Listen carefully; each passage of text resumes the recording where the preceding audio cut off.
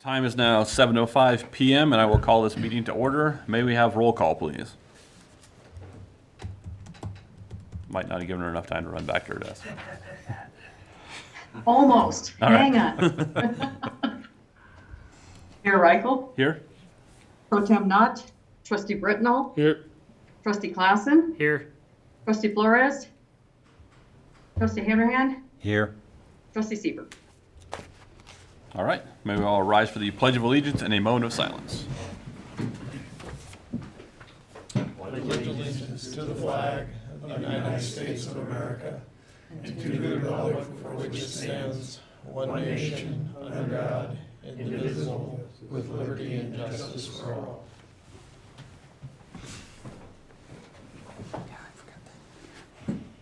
All right, be seated.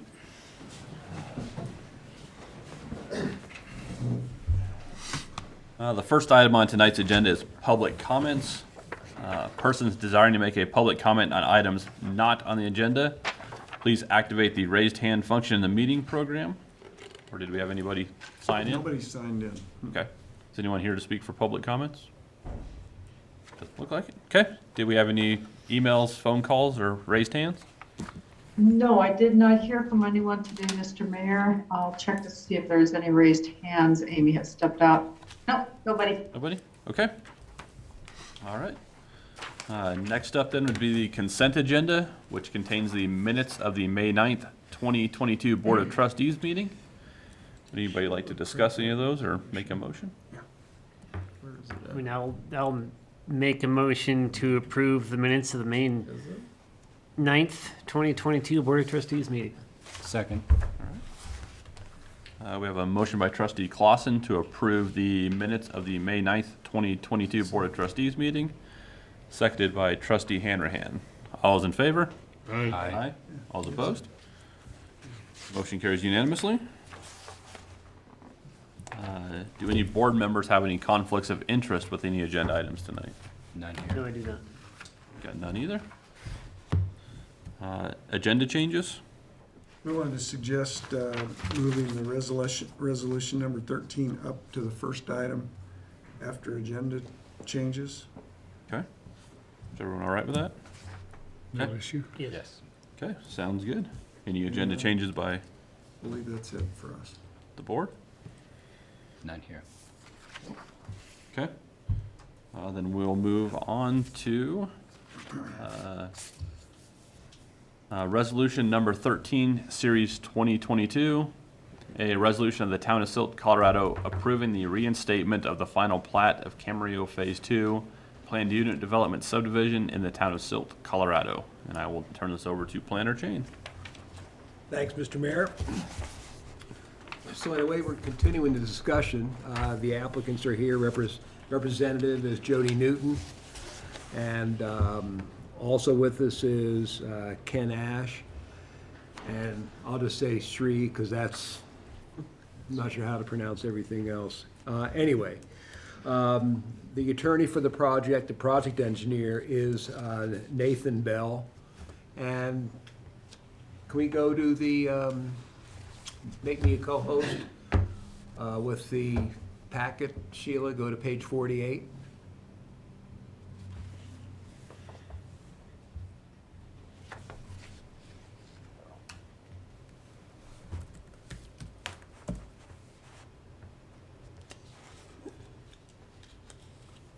I think we're a little bit past I don't know that. if I'm getting close, Mark, because I don't know what your page 48 is. It's page 48 in the packet. Yeah, page 48 in the packet. Well, we skipped a bunch of things. Yeah, we jumped down to give, so we Right. can, There we go. There we go. Okay. And can you see? Okay. All right, okay. Anyway, this is a public hearing, and the mailing receipts and the green cards have been submitted by the applicant. I have not had a chance to check them, but knowing Jody, I'm sure they are all in order. This is the reinstatement of the final plat for Camarillo Phase 2. Now, Camarillo has a bit of a history. It was annexed into the town in 2002. The first phase was platted in 2007. And that's at the eastern end of the edge of Phase 2. And between 1/3 and 1/2 of that has been built out. Phase 2 came before the board originally in 2012. It never got developed. There were a number of, I'll just call it financial hitches, and Vector Bank eventually took possession. That's where Jody Newton came in, and they finished up a lot of the background for Phase 2, including paying a number of the fees and dedications. The plat, there was a subdivision improvements agreement, and the plat was for 70 units. It's mixed. There were 21 duplex lots for a total of 42 units. There were 6 triplexes, which are 18 total units, and then 10 single-family for 70. And the owner at that time did not want to go through, or could not go through and finish the infrastructure and start going vertical. And the plat has been sitting, reviewed by the town engineer, and everything was in order back in 2017. It's been for sale since that time, and you're asking what happens to a plat that doesn't get recorded or doesn't get built out. Well, the applicable town code section is 16.04.290. And basically that states that an applicant or developer has to come to the town, get the plat recorded within 180 days. That also means the development agreement and the security. Then they're supposed to start construction. If they cannot come in right away and get that recorded, the town can grant extensions. And you get extensions for an additional 1.5 years. So the time horizon for that expired in 2019. This is the third group that has talked about buying Camarillo. And you ask what happens if you can't get through after 1.5 years or a total of 2 years. You're supposed to go back to sketch plan, and then you come back to the preliminary plat, which is where all the engineering is done, and then you have the final plat. These gentlemen do not want to make any changes, so staff, and I think the board, the last 2 times, as well as the planning commission, says we don't need someone to go and work another 4 or 6 months to get to this point again. So we came up with a process as an amended plat to reinstate. There's a planning commission public hearing, and then it goes to the board for a public hearing. The planning commission had that hearing on May 17, and they recommend that you adopt resolution number 13, which is reinstating the plat, subject to a number of conditions: mutually agreeable annexation agreement. We work out information related to the park development, Orchard Avenue extension, et cetera, et cetera. I apologize, I did not get in the packet. That's my omission. It was sent to you earlier today. Michael did mention that. A related issue, the 2-acre strip of land to the west of the site, which we have been discussing, that's an additional topic to the reinstatement. We've already discussed that. You don't need to go and retreat to that right now.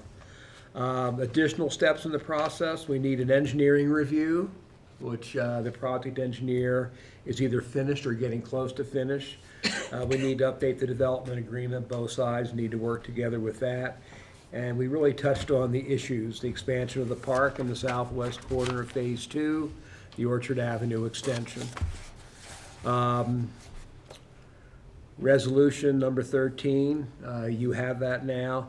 The attachments along with this agenda item, it's a letter of request for a plat reinstatement, the subdivision plat itself for Phase 2, and then the land use application.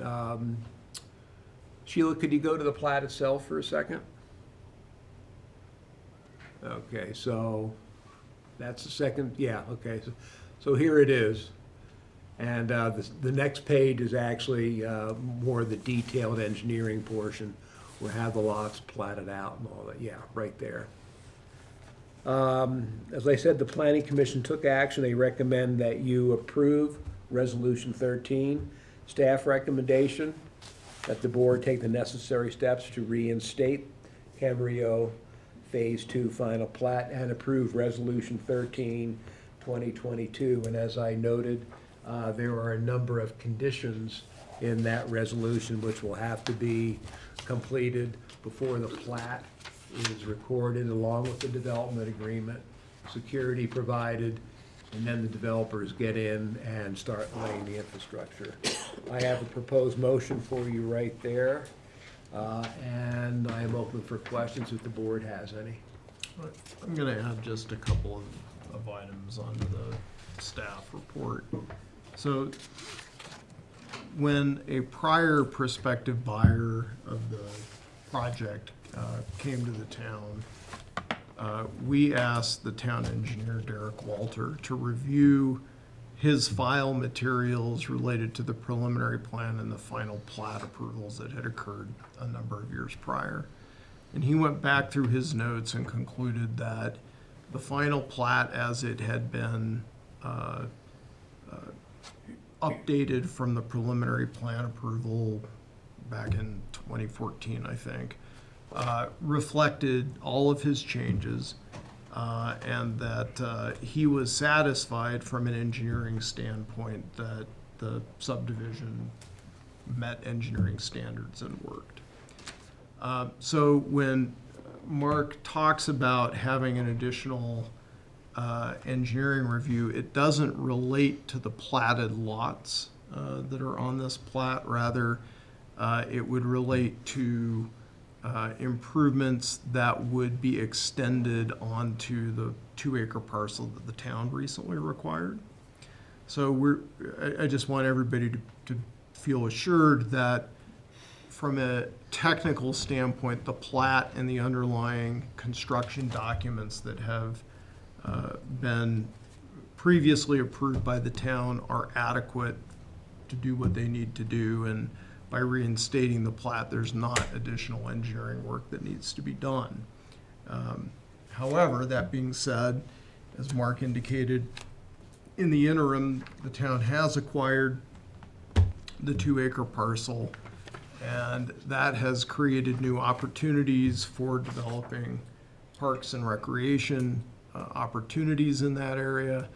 And so the town is, as conditions of approval, and here I'm looking at the proposed resolution to reinstate the plat that was provided to each of you earlier today, we have as conditions of approval that the town and the applicant will have to reach terms on updating the subdivision improvement agreement.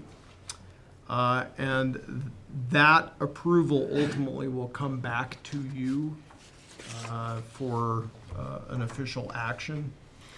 And that as part of that SIA, items number 4 and 5, the applicant and town will reach an agreement regarding reconfigured use of the park parcel and recreation facilities, the payment of construction costs.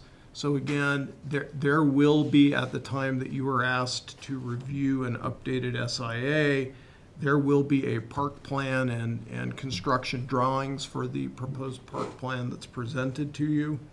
And item number 5, that the applicant and the town reach agreement regarding Orchard Avenue extension, construction standards, and payment of construction costs. Again, that will also be included in the subdivision improvement agreement that will be brought to you at a future date. There are a few additional items just as to finalize a subdivision approval. Covenants for the subdivision will need to be submitted and reviewed by legal department, planning, make sure they're in conformance with town standards. And I guess the other one that I would note is that ultimately, in order to record the plat, the applicant will be required to post security for all of the public improvements with the town. In the application, materials that have been submitted by the applicant, there was a discussion about potentially phasing the property. And the applicant can speak to this, but they have withdrawn that request, as that implicates whether we can just reinstate the plat or whether further process is required to review that.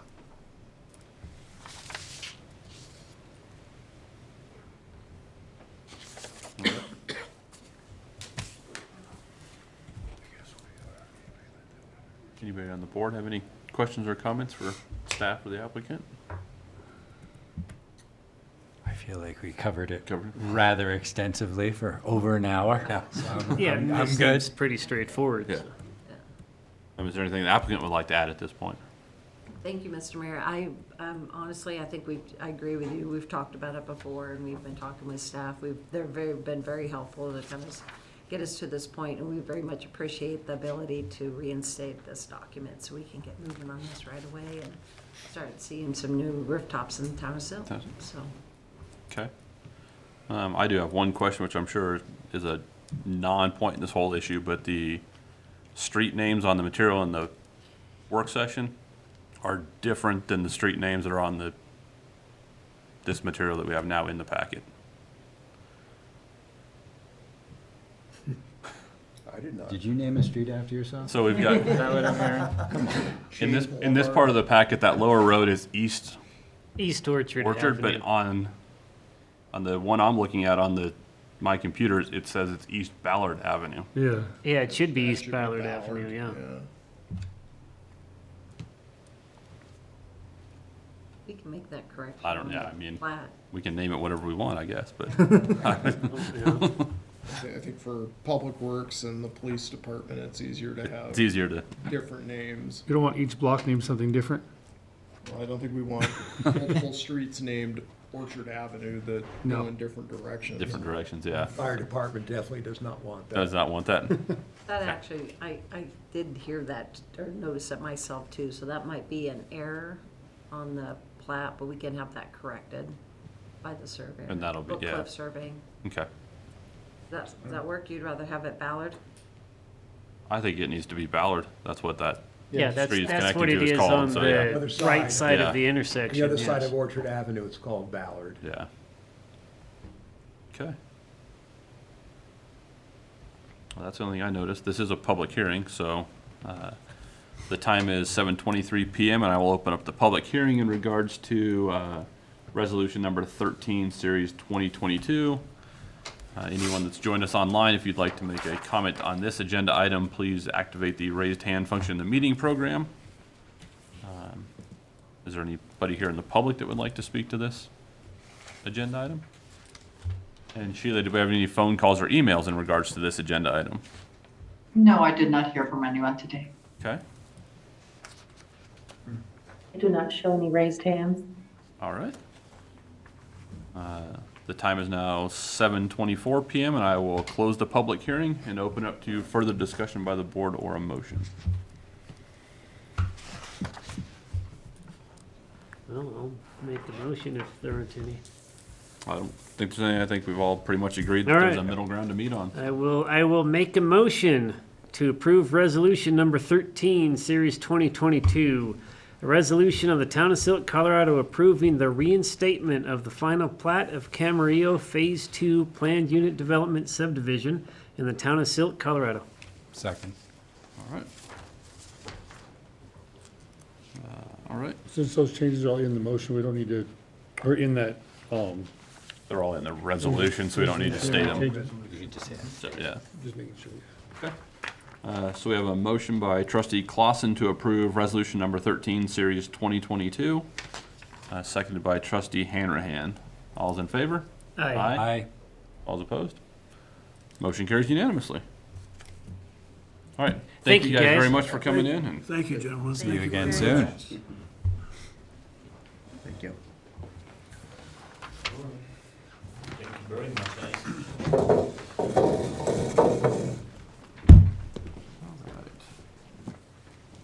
So back up.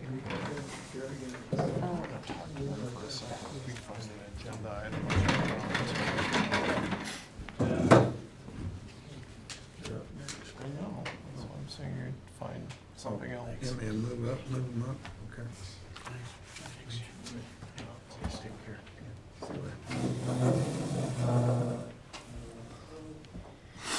All right. We'll get back on track with the agenda here. So the next item on the agenda is the second reading of ordinance number 9, series 2022. In order to the Town of Silt, Colorado, amending sections 3.32.030 of the Town Code to implement a lodging tax increase approved by the voters. And is Attorney Denking with us? No, and Mike Sawyer's gonna take both those next two items, but he just stepped out to Stepped out? talk to those applicants. If Debbie Wild's on the line, we could pick up Detox. She is here. Perfect. Okay. Would that be okay, Mr. Mayor? All right, yep, then we will table ordinance number 9, series 2022, for later in the meeting, and we will move on to the social setting withdrawal management, AKA Community Detox Plus Services, with Debbie Wild, and I will turn this over to Administrator Lehman. Very good, thank you. Debbie is on the line. Oh, And I'm here too. and you're I'm Roger Sheffield, Roger, yeah, okay, thank you. Roger Sheffield is here from Mine Springs Foundation. Springs, correct. All right. So I think instead of me doing a lot of talking, I'll just turn it over to the experts and they can describe the program. Okay, Debbie coming up on screen, or is she? let's see. Well, I'm here. I don't know if She you is. see me. She is. Yes, we do. There she is. Okay. I'll just introduce myself and then I'll turn it over to Debbie. My name is Roger Sheffield. I'm president of the Mine Springs Foundation, which is the philanthropic arm of Mine Springs Inc. West Springs Hospital. And Debbie? Debbie Wild, and I've just been helping the communities facilitate this project, and thank you for allowing me to come in on Zoom. I've just been on the road trying to book my way here from a Rotary project down on the Navajo Nation, so I appreciate that very much. What I want to do, and what Roger and I both want to do, is be sure that we make this time the most valuable to you, and I know you have lots on your agenda. You've already been there for a while. You have a packet that I've shared with Jeff and he's shared with you that has given you some background information on the project. I've also supplied 2 PowerPoints, one with data and how we came to understand some of the data that we probably are working with in a withdrawal management. And right now we're using our emergency rooms as kind of default detox, if you would. So the data comes from there. And then another PowerPoint that gives you more as far as the funding piece. So let me just take a second, and Jeff or Mr. Mayor, whoever might speak for the group, and just give me a little bit of thoughts about how much or how little detail you need from this and or where you want me to focus. I think we just leave it up to you to hit what we need. Okay. I don't know if anyone has any specifics that they're looking for. We're just looking for an overview right now, and then we'll ask questions. Okay, sounds great. I'll give you a quick overview and we'll do that. So let's go ahead and scroll down to the first PowerPoint. This piece that you see there gives you a lot of background about how we got started on this. And that was that there was just a lot of concern and we have not had a detox, if you would, available to the citizens in our county, or easily available, for now about 16 years. And people were just kept identifying that as a real need. What we have done, to give you the tiny bit of that background before this slide, is that we've done what we've called a recovery continuum at our task force, because we understood that to deal with the substance abuse issue and our end goal being people living in recovery was bigger than just a detox center, if you would. But it continues to be a key element, it seems.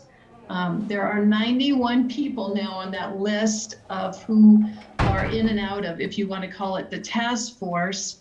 And we do continue to circle back to this being a critical piece. I started with, how can we do this without creating a facility? And that doesn't seem to have been, we just have not been able to not do that. So hence the work from all of this group which were listed in that background document I gave you, really working on this project now. We took 6 months of data from both Grand River Hospital and Valley View Hospital in their emergency room departments, people who were there for substance related. And, they might have had some other issues too, but really this was the key. And that's what the hospitals have said, that, and why the hospitals are participating, because we're really taking up emergency room time. We're using not the best way to address what the issue is with substances, of course, because this is just kind of get sober and you're gone kind of thing, or let's make sure you're sober enough to get out of here. But what are those next steps? And of course, that's what the social setting withdrawal management is about, and much more involved than just a detox, if you would.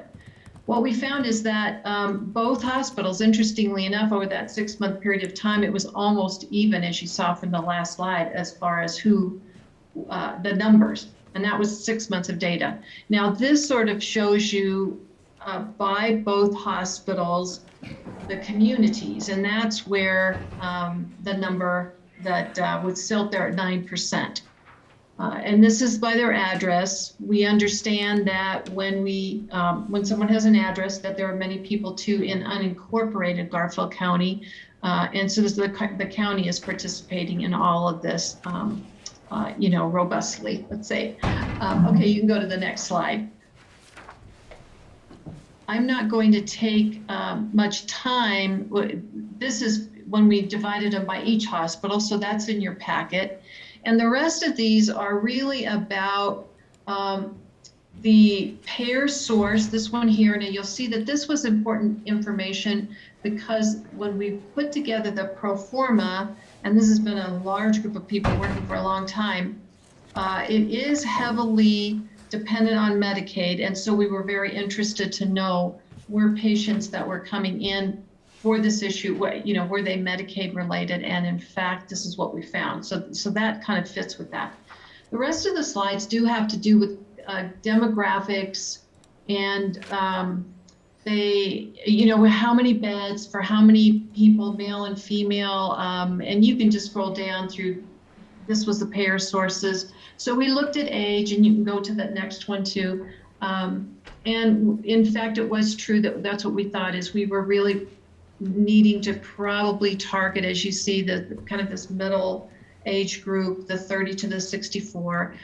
It was interesting to us to look at the young age, so 12 to 19 over at the beginning of your chart, because we will not be mixing anyone under 18 with adults. And so this is not a facility for adolescents. It's just an adult facility. So it was interesting when we looked at this, we're not talking about a whole lot of a very small amount of adolescents that we saw. Excuse me, Debbie? Yes. Can I ask a question about the age data? Yeah, and I don't see your hands or anything, so you will have to speak up and I'll hear you that way. Thank you. Okay, apologies. First of all, you said the data you took was for 6 months, the last 6 months. No, not the last 6 months. This was I think it's listed up there, 2019 to 2020. We were working on this before we got into the big COVID piece. So just to correct that, just for your info. In theory, then 6 months. this data is already aged out. Well, what we talked about in one of the recent meetings is two things. One, we were so glad that we did it before we got to the pandemic, because emergency rooms, have been kind of crazy for a while, right? So now we're thinking things have settled down. It's possible for us to look at things again, but neither of the hospitals are feeling like this is really inaccurate. If anything, maybe we are seeing some more, though. Okay. Substance related, right? Post-pandemic. But nobody was feeling like, oh my gosh, we just can't use that data anymore. It wouldn't work. They were really grateful we did it before they got hit so hard for so long. And then does that help? Does that make any sense? Does that help answer that? It does, thank you. I had one more question, and it relates to the age pie chart as well as the race pie chart. It would be helpful to me to know what's the overall percentage for each of these age groups as well as racial groups in that same community? In other words, if you tell me 10% of people 65 and over were admitted, how does that reflect on the total population of 65-plus-year-olds? Is it a match at 10%? Are they 50% of the population? What does that number look like in comparison to the full demographics for the age group, and then particularly for the racial groups? And you're not talking by town, you're just talking by total. I'm talking by You're talking by the town. total area that you're using to measure or to create the data for these other charts, the same surface area, if you will. I think that describes that. Let's go and look at that. I think right now, so back up one here, if you would. I think Sheila, you're doing those on the age. Go back one more. Do the one that you had, because that's both hospitals together. So this would be the total.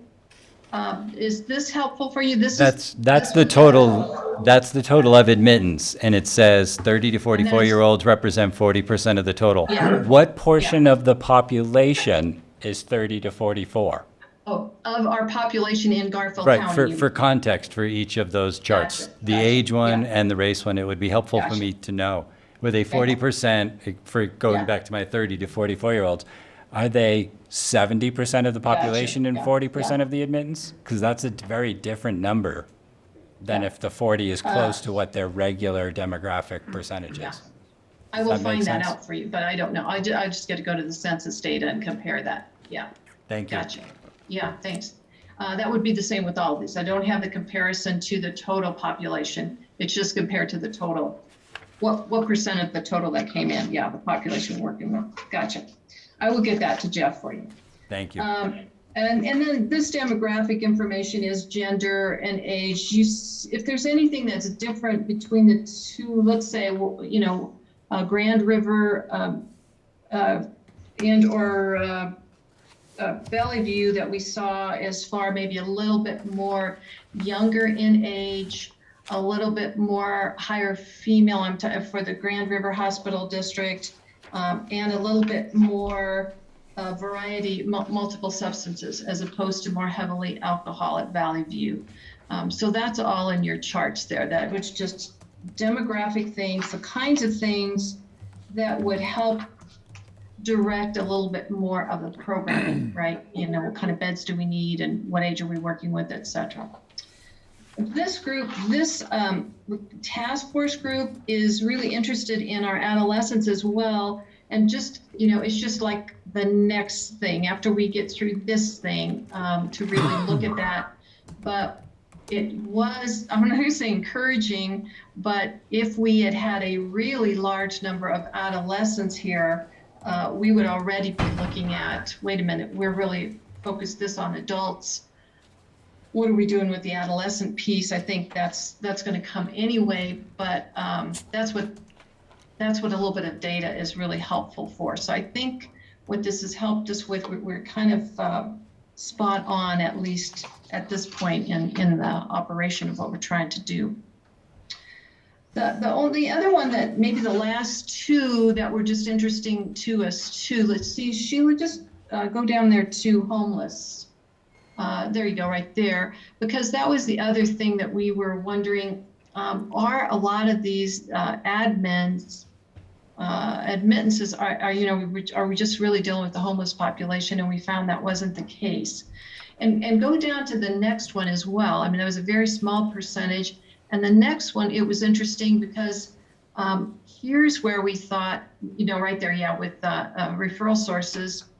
And we were able, this was just kind of hand dug this out at Valley View, and Grand River wasn't able to just spend the time to get to this yet. But because everything between the two of them seemed to be so pretty much in balance, we feel like this is not far off, and as we talk to police and all too. So a small amount that really come in directly from police. Most often, as we've talked to police, and I know Chief Kite, you and I and Jeff have talked about this a lot, but a lot of times too, if there's substances involved, EMS is called, let's say if the police are also involved there. But it was really interesting that about 41% of the admits are from self and others, family, friends, people from AA, as we're hearing the stories, primary care physicians. So there are a lot, and that's how you get to this, 9% with the Silt address, let's say, where it seems like, as Chief Keighton, we were talking, is like maybe very few brought in directly from the police department, but those are citizens that we're seeing in the hospitals from that area of the county. So those are the kinds of things we were trying to, we made some assumptions, but we really wanted to look at some data and say, what is that telling us? And this is what we found out from that. Of course, everybody that has the need for social service withdrawal management, or SWIM as we're calling it, is not necessarily at the emergency room, but that certainly is probably the best indicator that we have of what right now we're using as a facility, if you would, for people who are in some kind of acute situation with that. Questions? Debbie, Debbie, I'm just going to jump in here real quick. And Roger, good. The data collection that you saw here, we will continue to collect that data and report that out on an annual basis to all of our constituents, to the city councils and the county commissioners, as we move forward with the operational side of this project. So this will be the same type of data, but thank you for your comment, because I think that is a good piece of information to have, is what percentage of the total population these represent. That's where you see the outliers. Yeah, exactly. But just rest assured that this is going to be some of the same stuff that we're going to bring you, and have been directed by the overarching community committee to bring and report on each year. Can I ask an unrelated question? Sure. In the memo that the board received, in the first page, there's a summary, and in the summary, it's on page 21 of the packet. There's a specific sentence, 40 Silt quotes, 40 Silt folks seek hospital assistance for potential substance abuse disorders in a year's time. Why potential? Why the term? Potential, because substance abuse disorders, and it becomes one of the things within the mental health industry of, I say that I have a substance abuse disorder, or somebody can say that about me, and it's really a self-diagnosis. It's not, it's the way in which it comes through on how it's described is one aspect of potential. The other aspect of it is the fact that they may come in as a potential, but they're not until they go through all the processes and the reviews and the therapies, and they may come in and it looks like they have a potential for being a substance abuse user on an ongoing basis. They're really not. This is a one-off or a two-off, not a systematic. It's effectively pre-diagnosis. Pre-diagnosis, right. That's the word I was trying to get to, but I couldn't get to it, so thank you. I'm here to help.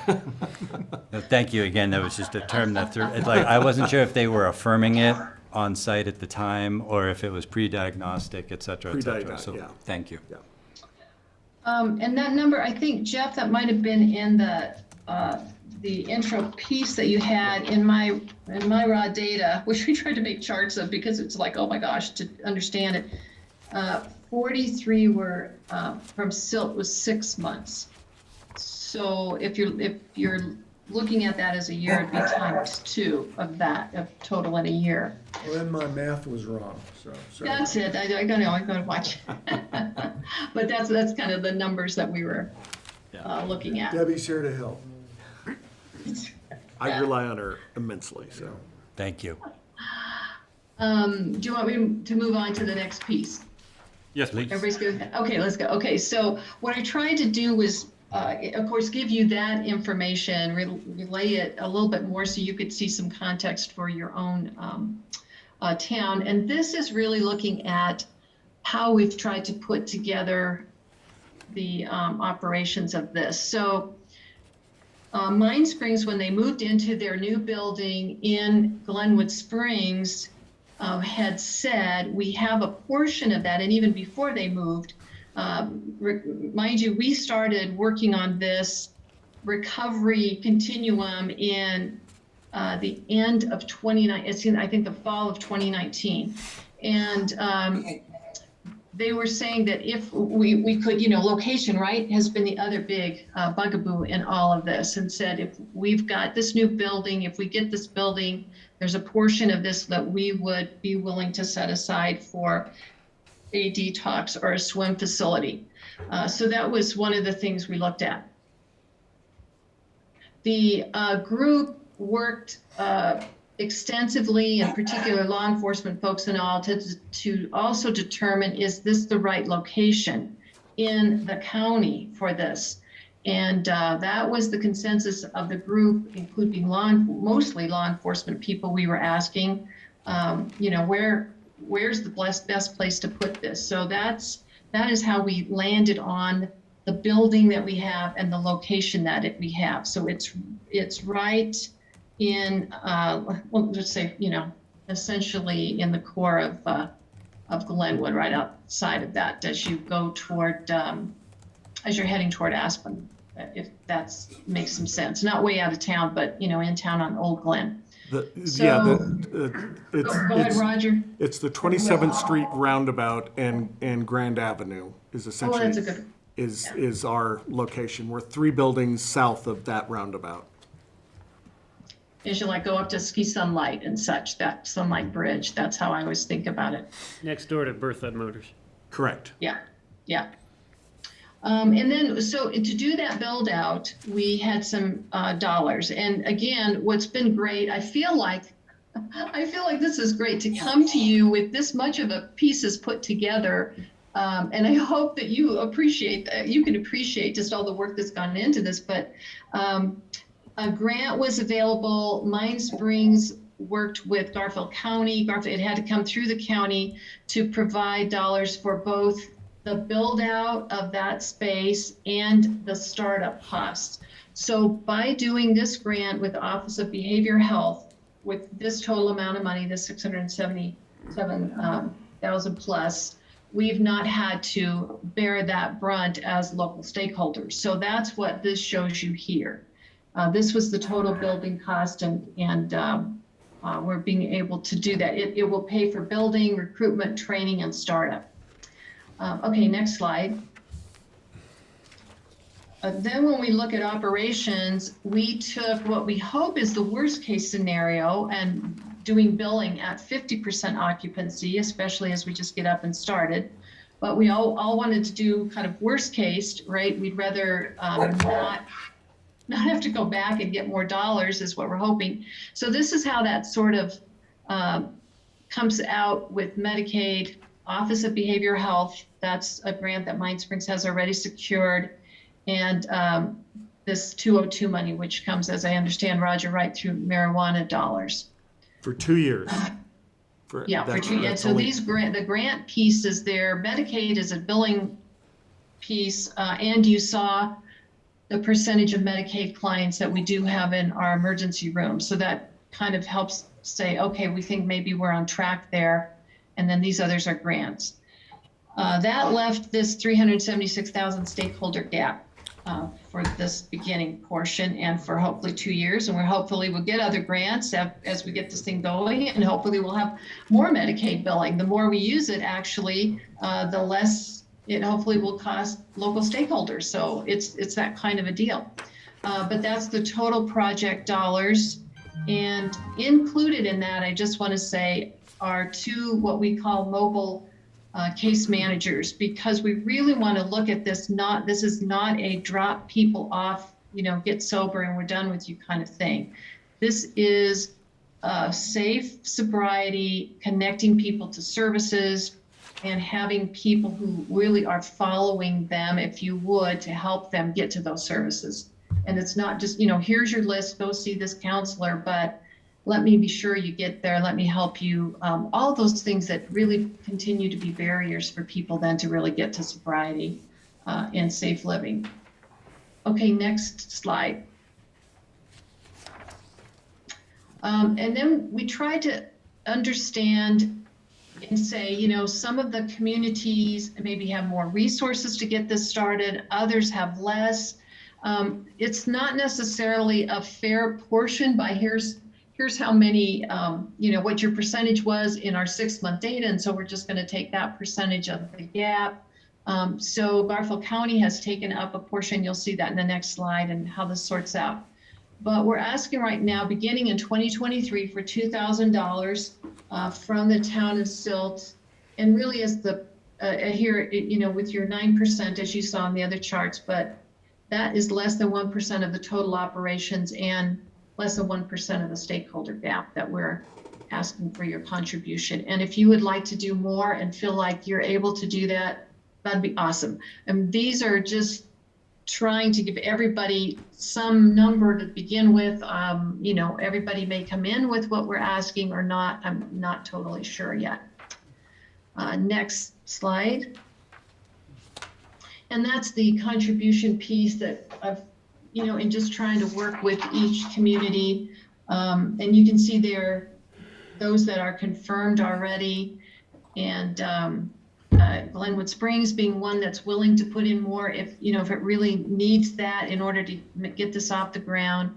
And then these are the other places that we've been talking to now are on our list for contributions. And that's how we have kind of come up with this local stakeholder piece in this beginning operations.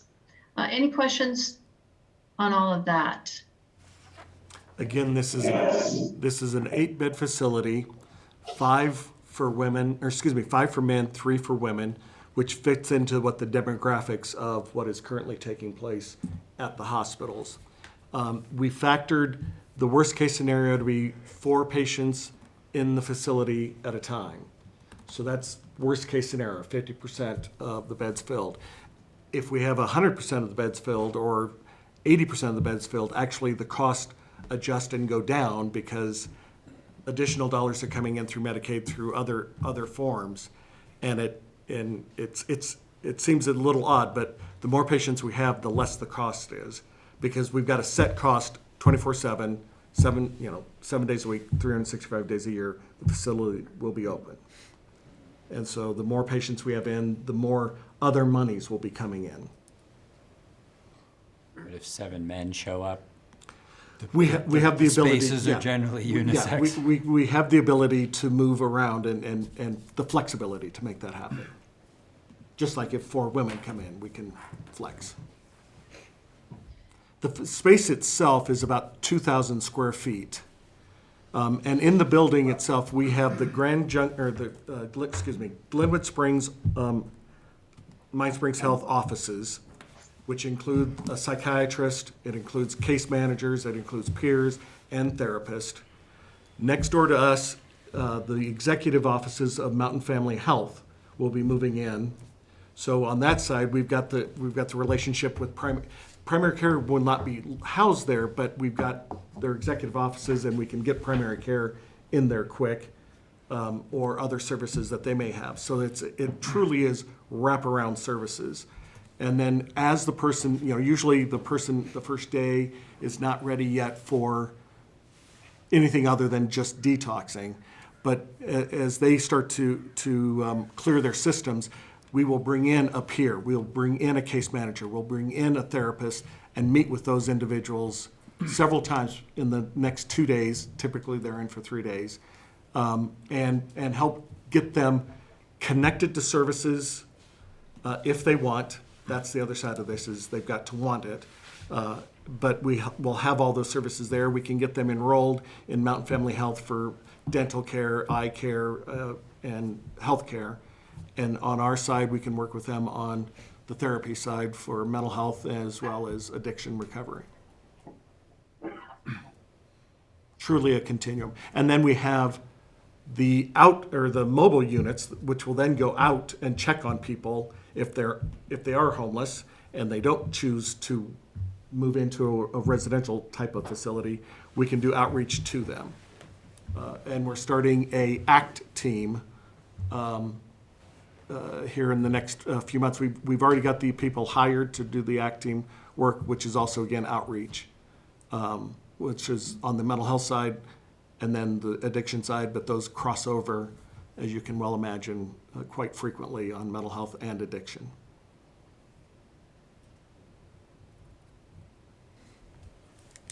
I had a couple of questions.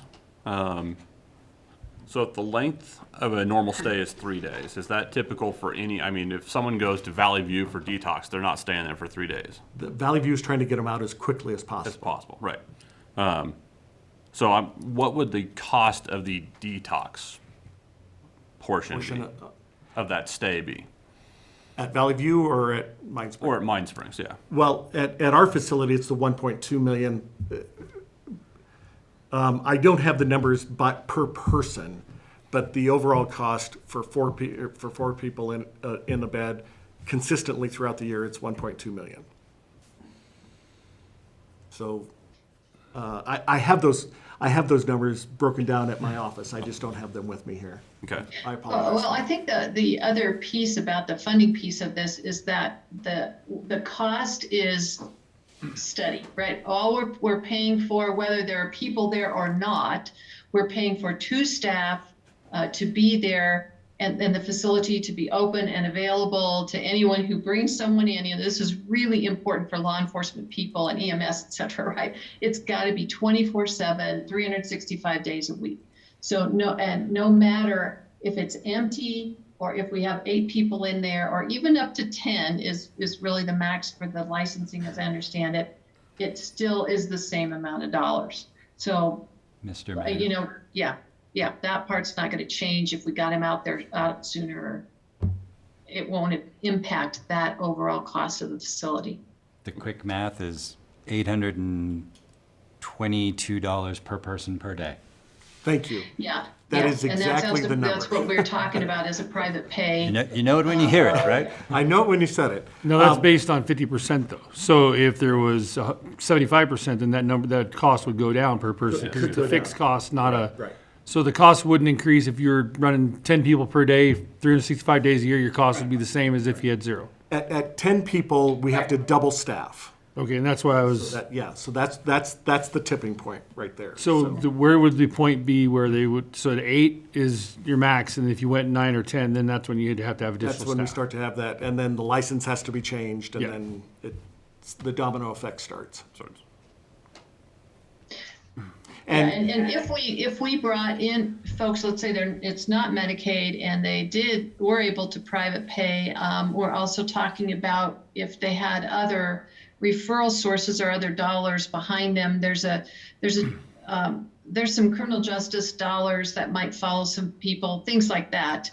That would be the kind of the private pay number that we'd be using. And that would be $800 a day. Well, some private insurances would probably cover as well. There are few, but some do. Few, yeah.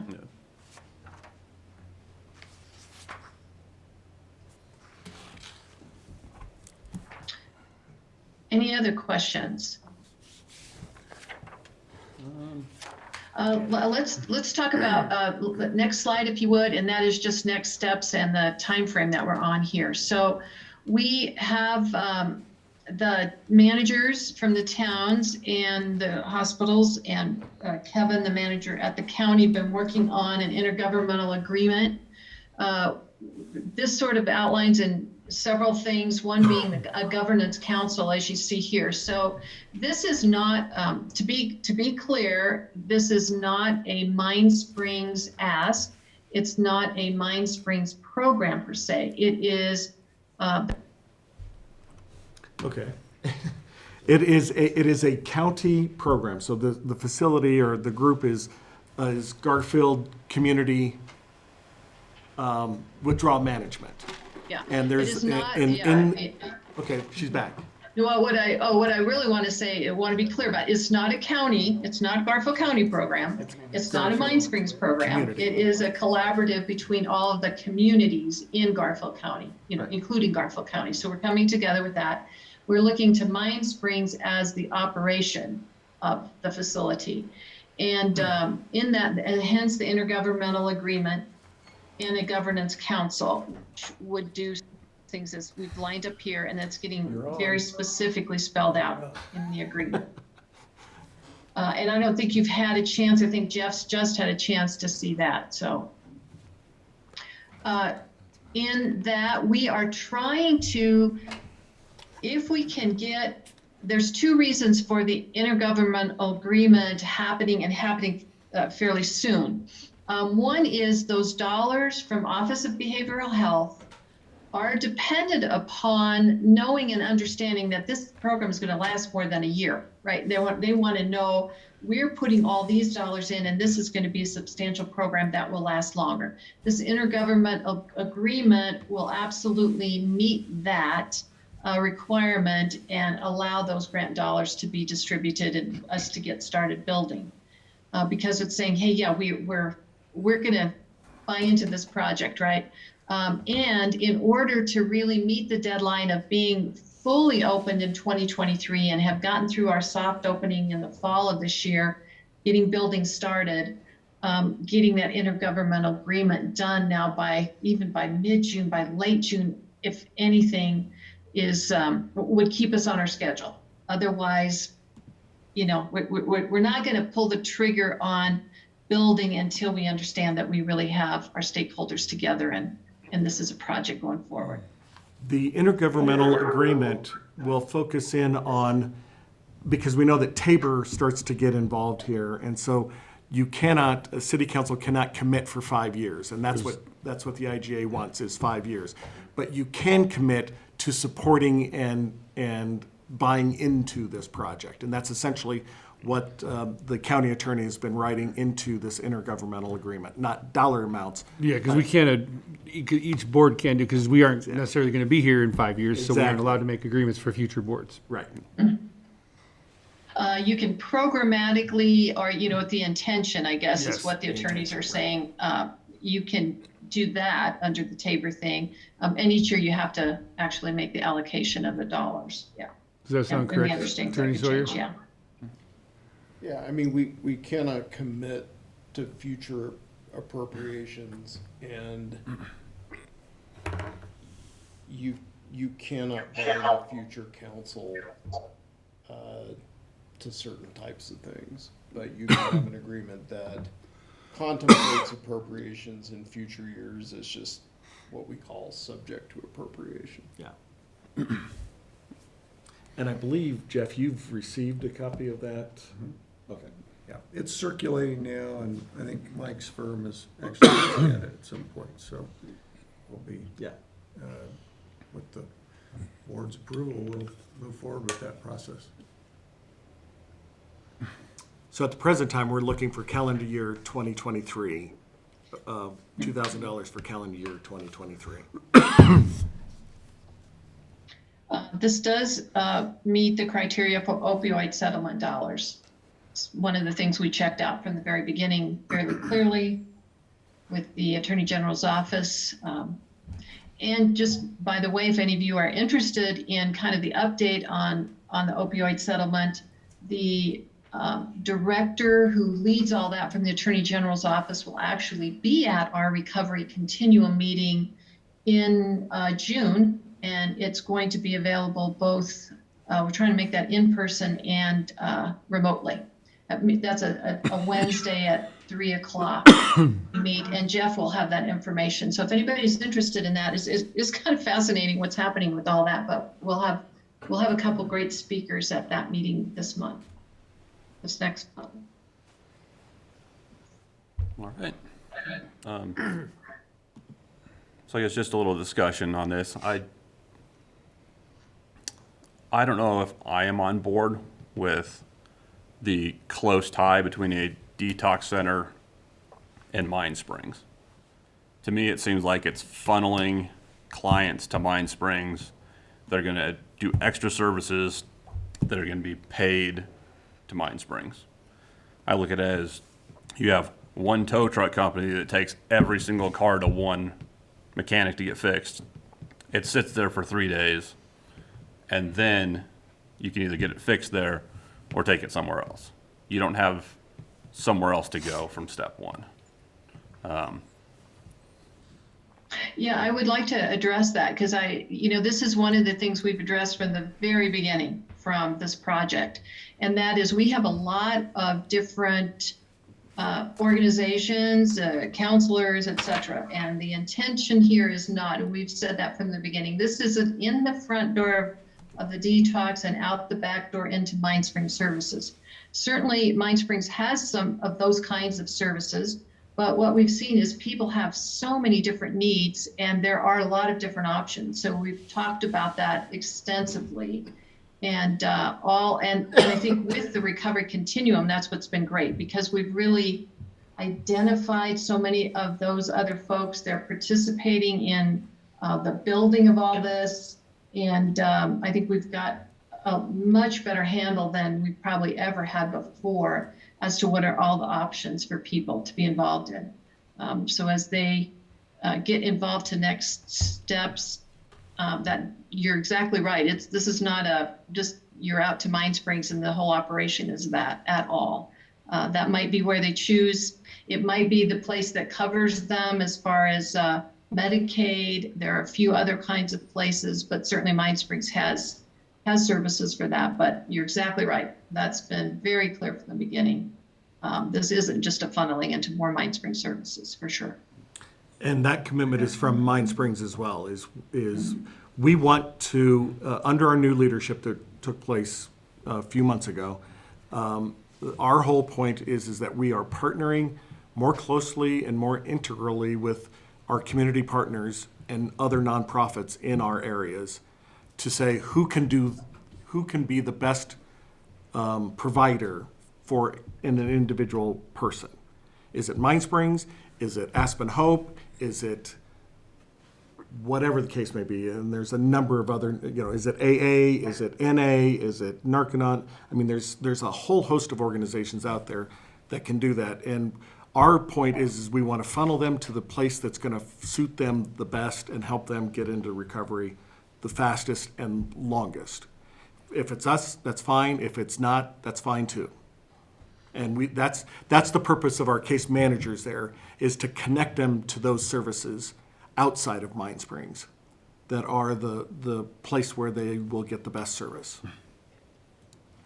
And the case managers are not on Mind Springs payroll? Well, case managers are on the payroll, but our case managers get people signed up for housing. They get people signed up for services outside of Mind Springs every day. Now, that's what they do now, is they help them get them onto Medicaid if that's the direction that they qualify for, and then we hand off and we hand them off to other organizations that can provide them better. We hand them off to Mountain Family Health because Mountain Family Health has therapists, and so we take what we call the SPMI. Those are the ones that we are focusing most of our attention on, and that's the severely persistent mentally ill. People that don't come in for 7 sessions and are gone, but the people who are ongoing, who suffer from schizophrenia and from other lifelong problems, because the other organizations are not able to handle those individuals, but they can handle the ones that are less severe in that sense. So we are already handing people off. And I mean that in the most positive way. It sounds kind of bad. Getting them help in the best spot for them. Exactly. We're making sure that they get the best help from the best organization that's out there, and that's it's not us all the time, and we know that. I do not work for Mind Springs. That's not my role at all. It was the city of Glenwood Springs who asked me to help with, we were looking at homelessness, and it was the police and the fire who said it's really substances and mental health we're dealing with, and that's how the whole thing began to gather. So that's who I've been working with, and just been a community nonprofit person for 40 years in these communities. So that was my role. So I am been very clear, in the monthly meeting of the recovery continuum involves so many of these other organizations. And that's really, this is the governance council, which matters a lot to you all, right? This is the money piece and all, but that other group really looking programmatically and quarterly. We've talked about that, but we talk about that each meeting to see how this works out best. Why are the mobile folks under Mine Springs? Because it was the easiest to make this one budget, one operating place. But again, remember, Mine Springs we are contracting with Mine Springs. And so we can change those kinds of things as we see, and if we feel like we need to adjust to that.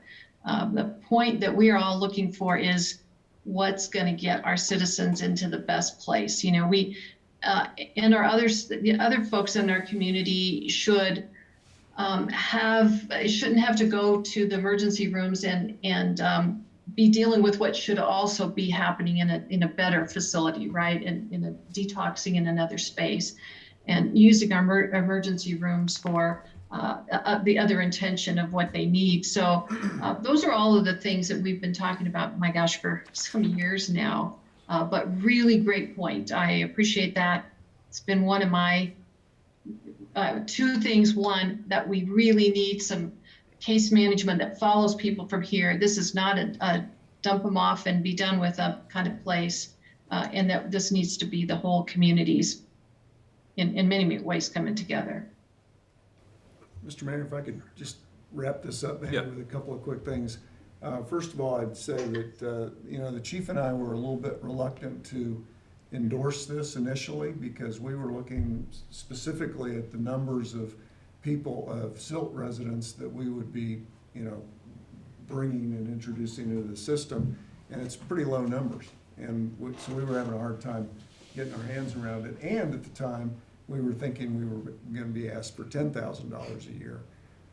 So we were having a hard time making that connection. Secondly, and since we've found, these numbers are new to us, just even within the last month or so.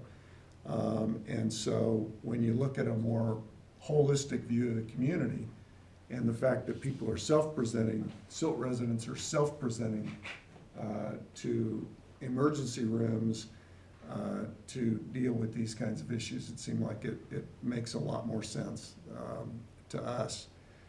Secondly, Debbie mentioned the national opioid settlement and that money being used, can be used for this. You might recall that some time ago, you all decided that money could be contributed to Garfield County for the operation of a facility like this. So in essence, you've contributed now about $1,000 a year over the next 10 years from that settlement. And then lastly, I guess we mentioned it already, but the IGA is circulating. So I think what we're looking for from you tonight is just some guidance as to some head nods. Yes, let's move forward with that. And of course, we'll bring the actual contract before you for an action item at some point in the near future. And that all is moving pretty fast right now with all the other towns and with the county.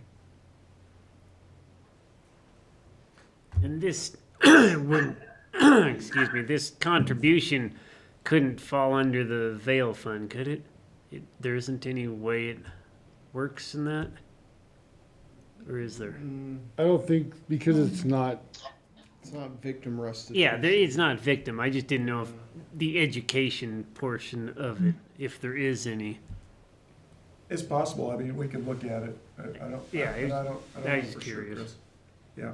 now I the don't know. $2,000 contribution you're looking for, the 1,000 you're talking about that's already from the opioid settlement, is that in addition to the 2,000 in addition to Well, that I should- 1,000? Let Or me is back it- up one real quick. I think in my memo, I said it would be a contribution for 2022, and I think what you're looking for is 2023 and 2025. You're right. Yeah, your total contribution of 2,000 and where you get that from, right, is your determination. So it could be that you let that $1,000 ride from the opioid settlement and contribute another 2,000, or you could say that 2,000 is half of what you're going to contribute. I think it's probably a little bit flexible on your part.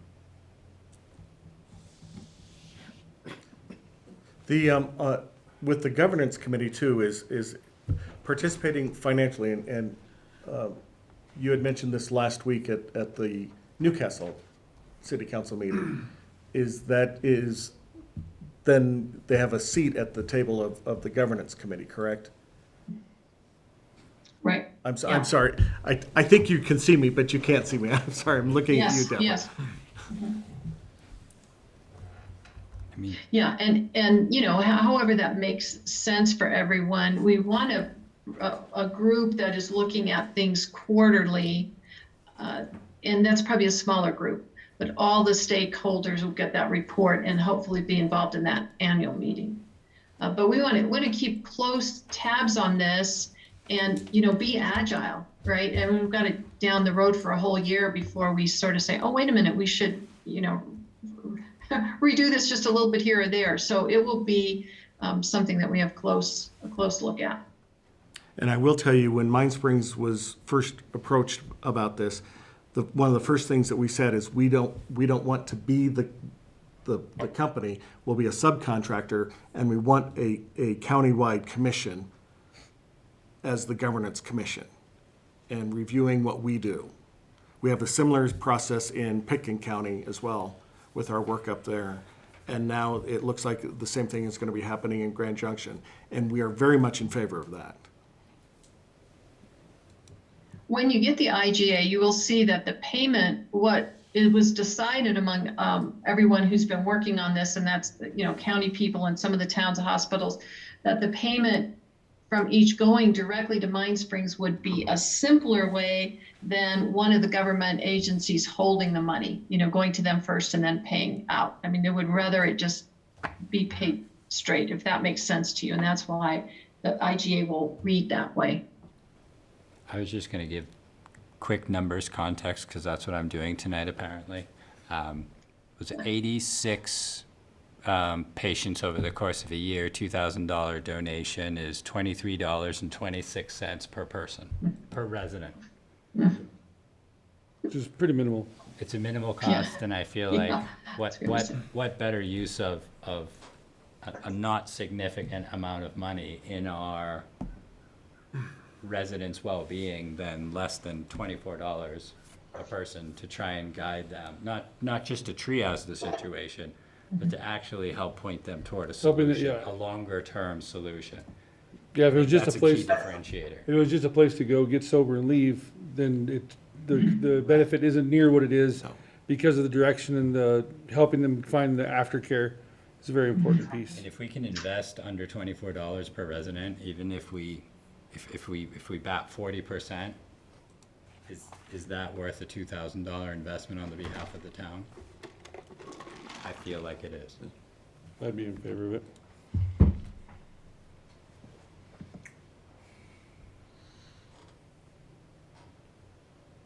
Right, 400 gets you into the Hall of Fame in baseball, right? Come on now. Well, yeah, exactly. I mean, that would be a great goal to try and hit. I don't know if recovery rate is anywhere near 40%. It typically takes 7 attempts to get sober, unfortunately. So 30%. Well, no. Per person. Take 7 tries. 7 tries, yeah. 7 tries. I mean, the other thing that I look at on this is the people that go into this program put themselves there. It wasn't, I mean, not that they put themselves into the program, but they're the ones that did the drugs. They're the ones that got drunk, that ended up there. They're the one with the problem. Of course.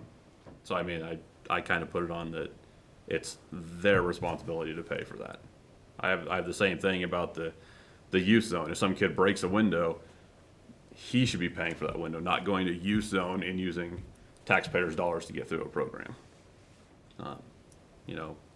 If you have a substance problem and you want to take care of it, you're going to seek that help, and that's going to be the person that's successful. And if they're seeking it, I feel they should be the one.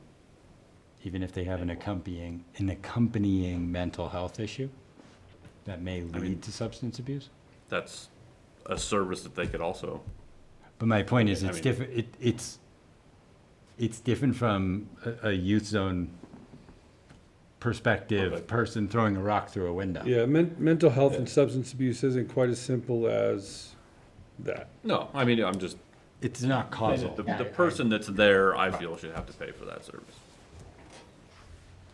And I think one of the things that we see and how this makes sense to us and why people want it, right, is it impacts us as a community.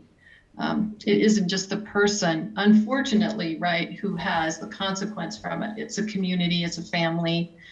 In this case, for example, it's our emergency rooms even, right? And that's why hospitals are willing to contribute because it impacts that. So, for a small amount, and hopefully then getting them engaged and so that they do then take care of themselves and continue with programming that will further that. Pretty hard when they're at this level that we're talking about, when they would come into a facility that's a detox facility, for example, and that's hence the time to be able to get people to begin to see what kind of impact they're having on their own lives and on their community and on their families. In a hospital situation, if somebody goes in for detox in a hospital, the hospital has to provide a sitter. So somebody that has eyes on the patient 24/7. It's not the same person all 24 hours. But because there's so many different things in an ER that can cause havoc, they need to have somebody with their eyes on them at all times.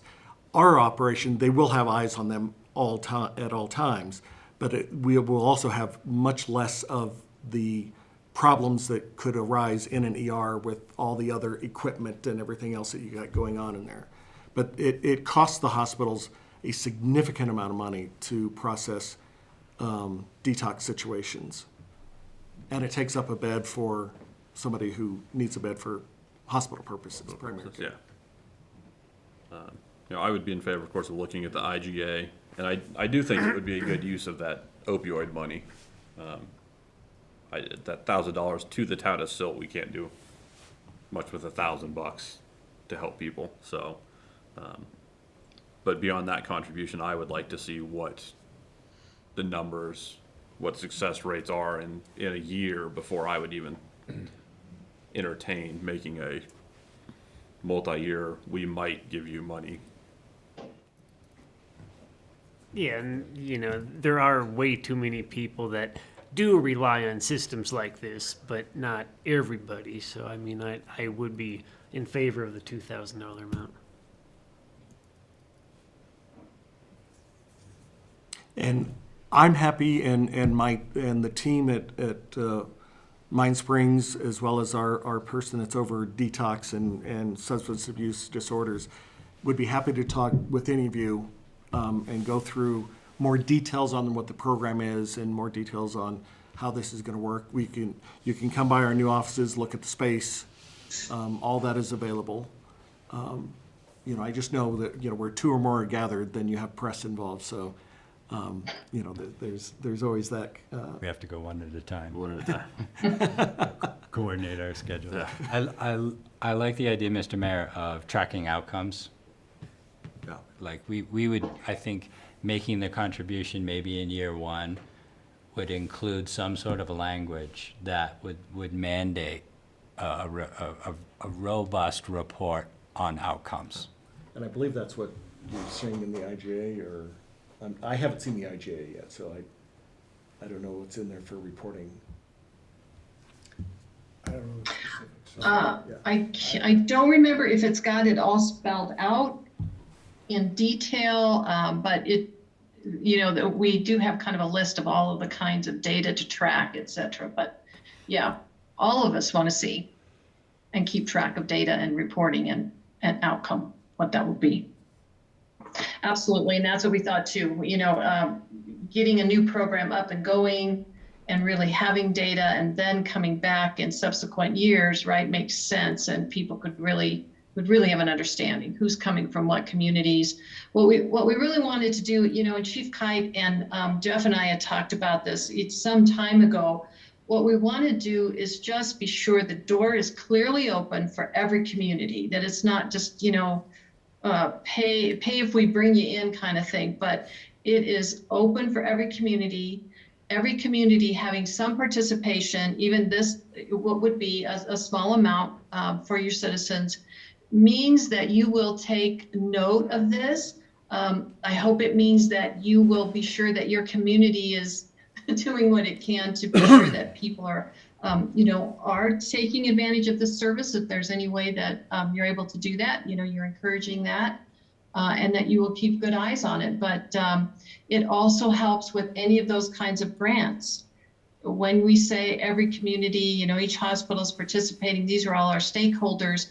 That's what really makes a difference to bring in outside dollars. So your dollars essentially would act in that same way too. Be multiplied in the grant process, just as if you've seen already.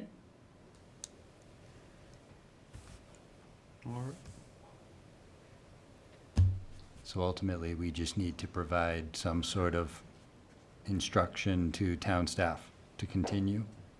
Keep doing what you're doing, keep working on it. Yep. Okay, we'll move it forward with your blessing. All right. Yep. All right. Agreed. Thank you. Thank you, Roger and Debbie, for Thank you. joining us tonight. Yeah, Thank you. Lots of good information. So. Okay. Thanks for allowing me to come in this fashion. I Yes. appreciate it. Thank you all. Thank you.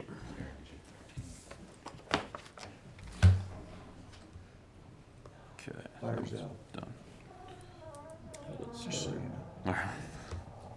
All right.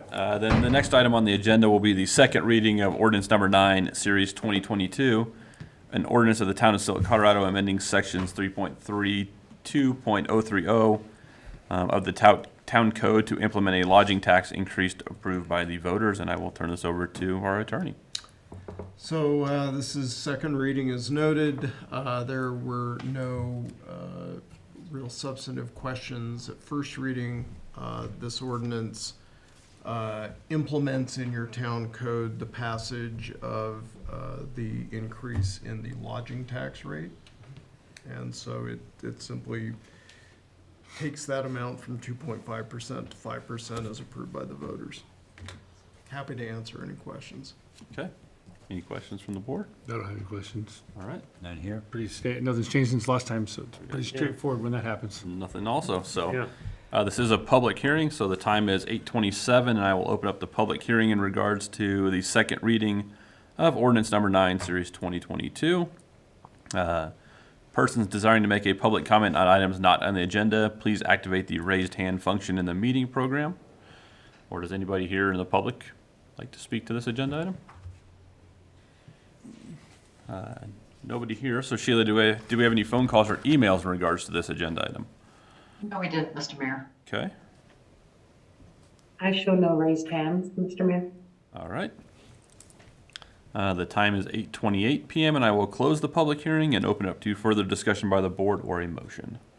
Well, I'll make a motion to approve the second reading of ordinance number 9, series of 2022, an ordinance of the town of Silt, Colorado, amending section 3.32.030 of the town code to implement a lodging tax increase approved by voters. Second. All right. We have a motion by trustee Clausen to approve the second reading of ordinance number 9, series 2022, seconded by trustee Brittenall. All those in favor? Aye.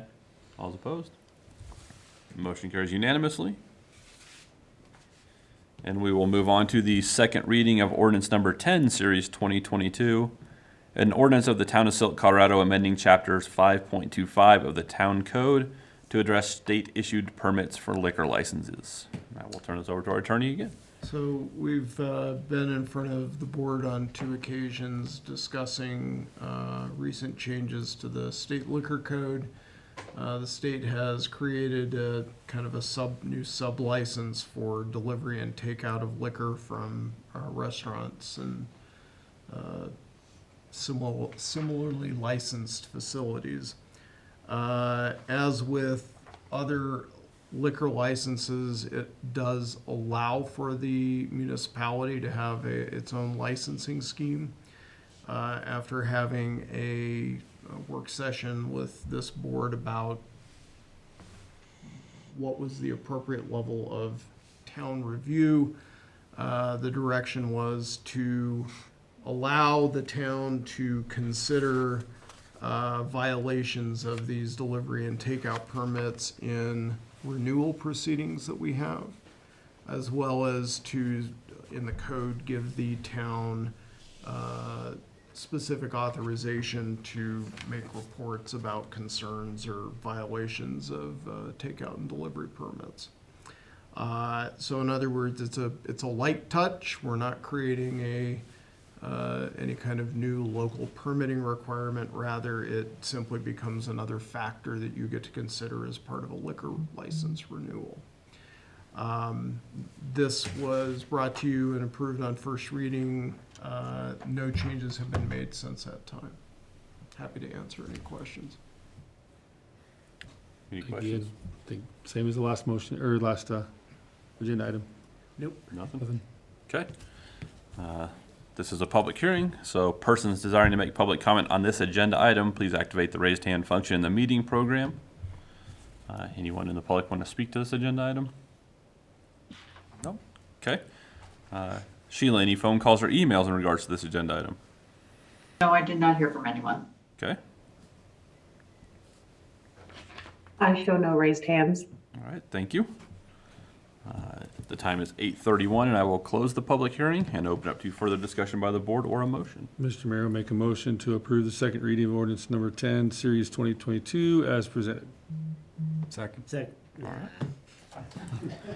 Motion by trustee Brittenall to approve the second reading of ordinance number 10, series 2022 as presented, seconded by trustee Hanrahan. All in favor? Aye. Aye. All opposed? Motion carries unanimously.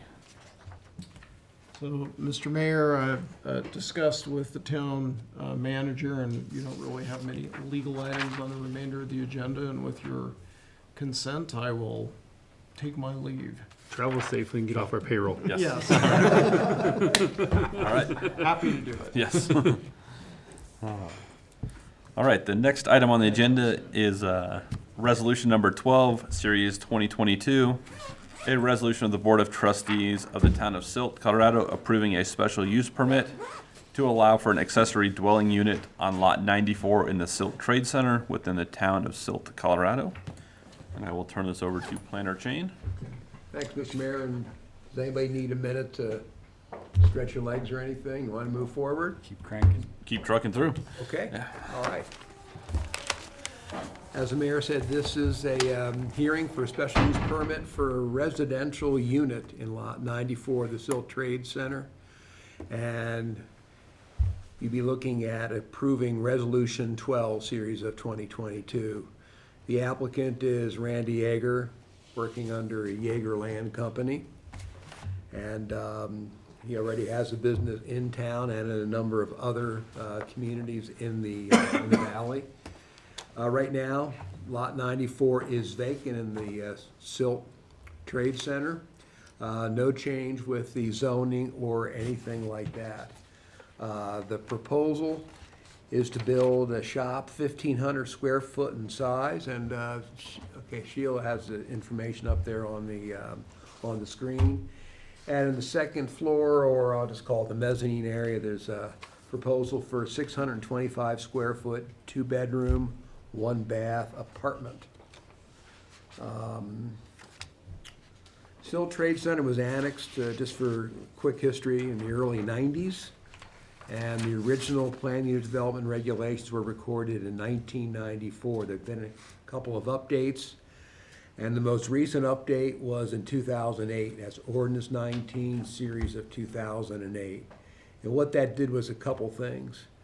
It took a few of the lots from a B2 category, which is semi-industrial, to B1, which, what does that mean in real life? Those places have a different, not quite as intense use, and they're asking the buildings to be dressed up a little bit. That also allowed 18 of the lots to have 2 residential units each, without going through any kind of special review or anything. And then the regulations go on to say any other lot who wants to do residential needs to go through a special use permit. This lot was not one of those 18 counted on right now, and Randy would like to have that opportunity for a residential unit, so write a special use permit. Planning Commission looked at this application, both in terms of a site plan review, which they reviewed the architectural motif, I'll say, of the building, et cetera, and they recommend approval of that. And then separately, they looked at the residential unit, and they also recommend that you approve that. There are review criteria, and they're in section 17.78.030 of the town code. I'll go through them real quickly, and by the way, all the items in my review were taken care of. Initially, there were some issues related to access and parking, the surface of the access and parking area. All those have been taken care of, and another one was, at least the architect had one view of it, I had another, but there's a storage, it looks like a storage lean-to there, and I was under the impression that that was for storage of the materials related to the business, and that's not true. He indicated at the hearing that is for covered patio for the people in the residential unit, so that's fine.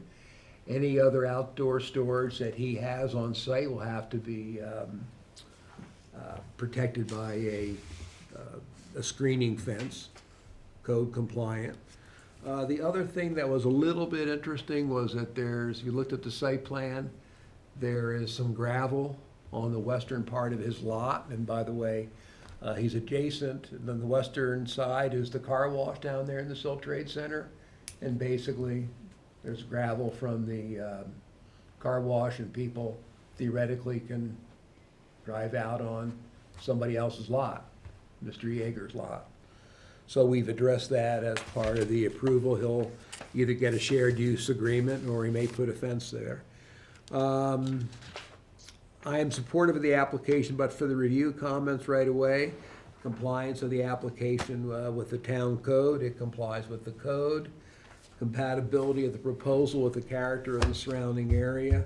There are other second-story residential units in that area. It'll fit in fine. Desirability and need for the proposed use. Accessory residential units in mixed use and commercial industrial areas. They can be desirable and fit in. As a matter of fact, if the building is built and the use amortizes it, that's a bonus for the owner. For encouragement of the most appropriate land use throughout the town, residential accessory uses are desirable at this time. In the Colorado River Valley, that ebbs and flows over time, but in the long run, I think they'll be desirable for a long period of time. Is a potential for adverse environmental influences. As a result of the proposed use, I see little possibility of that.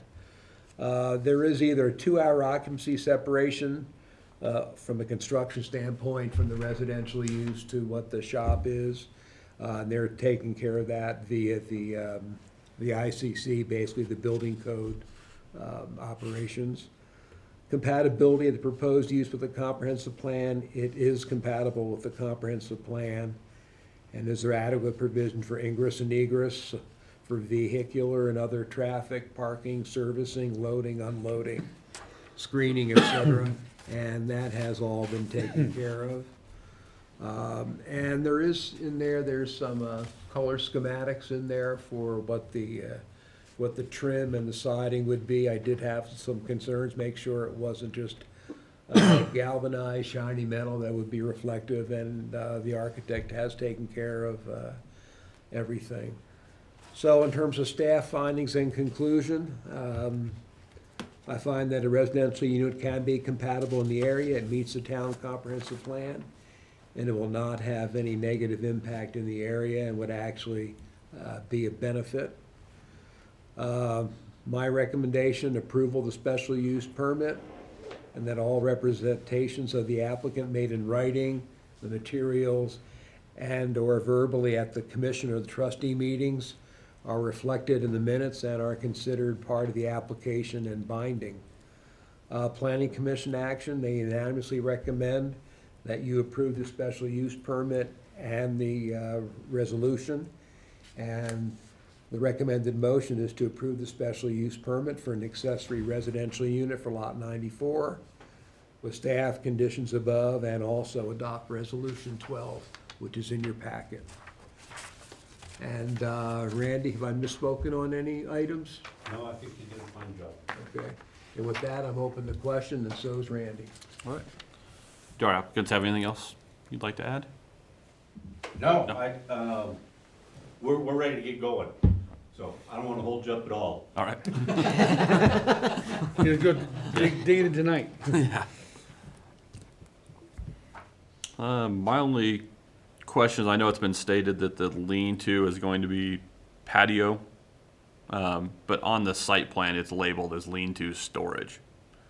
So I don't know if we can change that wording. I'll have Jeff Johnson, the architect, update that. Update. That sheet. It's binding because that was part of the approval. Part of the approval, yeah. And I think they said at the meeting, hey, Mark, you're wrong. That's the patio for the residential. Residential, okay. And he's been away, and I've been dealing with Camarillo and other things. Nice. So that was a lower priority. No harm intended. Nope, other than that, it looks We'll good. get that taken care of. Yeah, that would be my only thing. We wouldn't want any storage of a bunch of outside stuff, but if that's not gonna happen and it fits in with what everything else that's gone over there and The really. outside storage would be behind. But it'd be the building. covered and- yeah. It'd be fenced with a privacy Yep. fence, but our intention, my wife and I's intention all along was this was a patio. Yep. And we didn't get that conveyed to the architect like we should have probably. No, not a problem. Yeah, not a problem at all. And this is employee housing? Yes. So And we also looked at this, that business won't be there forever, be different users or purchasers in the future, so we're trying to make sure that everything's taken care of. So if anybody has storage that's gonna be changed around, wherever you are, it's gotta be screened. As long as that residential unit is there, that has to have that outdoor patio, or they gotta come in and change it. Okay.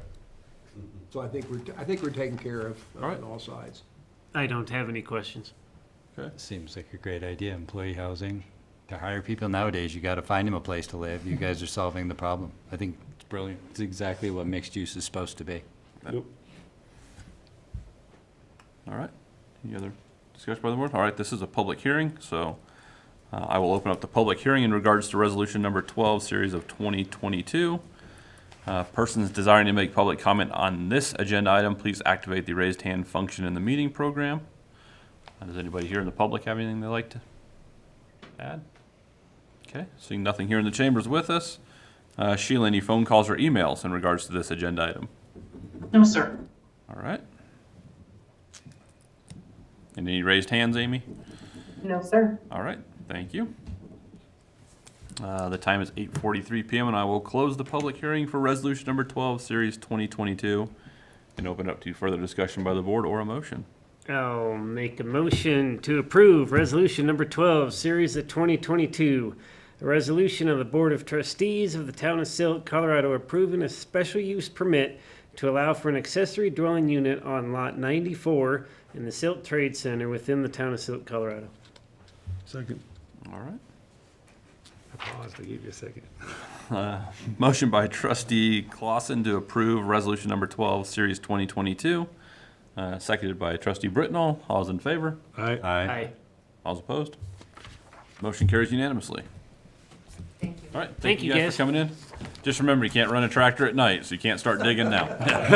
So wait till the morning. You guys need a building permit or something. Thank you. Thank you, guys. Have a good evening. All right. I believe you are. Yep. Next item on the agenda is the Mountain Waste Contract Amended Agreement. And I will turn this over to Administrator Lehman.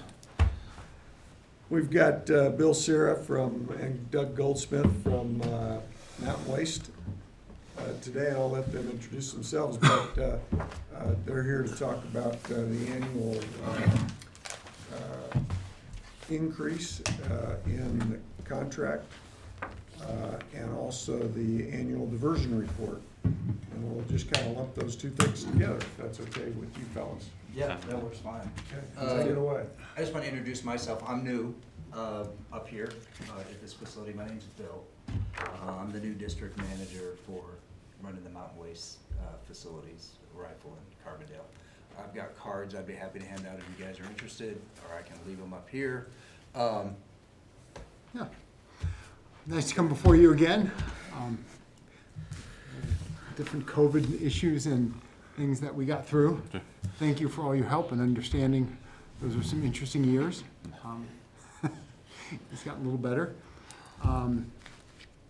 Well, I think we'll talk about diversion first, if that works with you. Sure.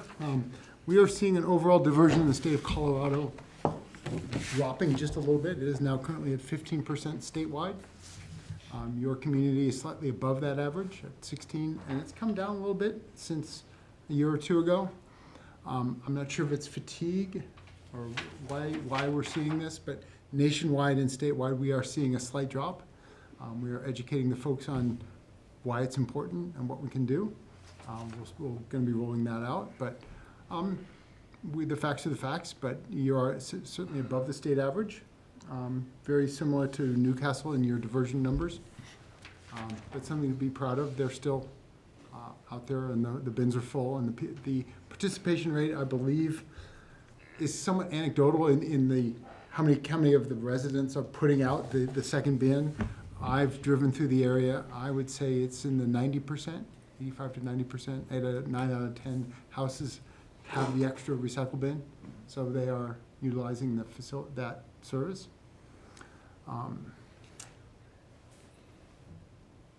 It is always important. We're trying to deal with landfill costs, and what we're seeing now on the recycling side, we come before you before talking about a couple of years ago, the jacking up of the rates of the tipping fees. Those have really leveled off. We've not seen any marketable change in the last 15 months on the recycling side.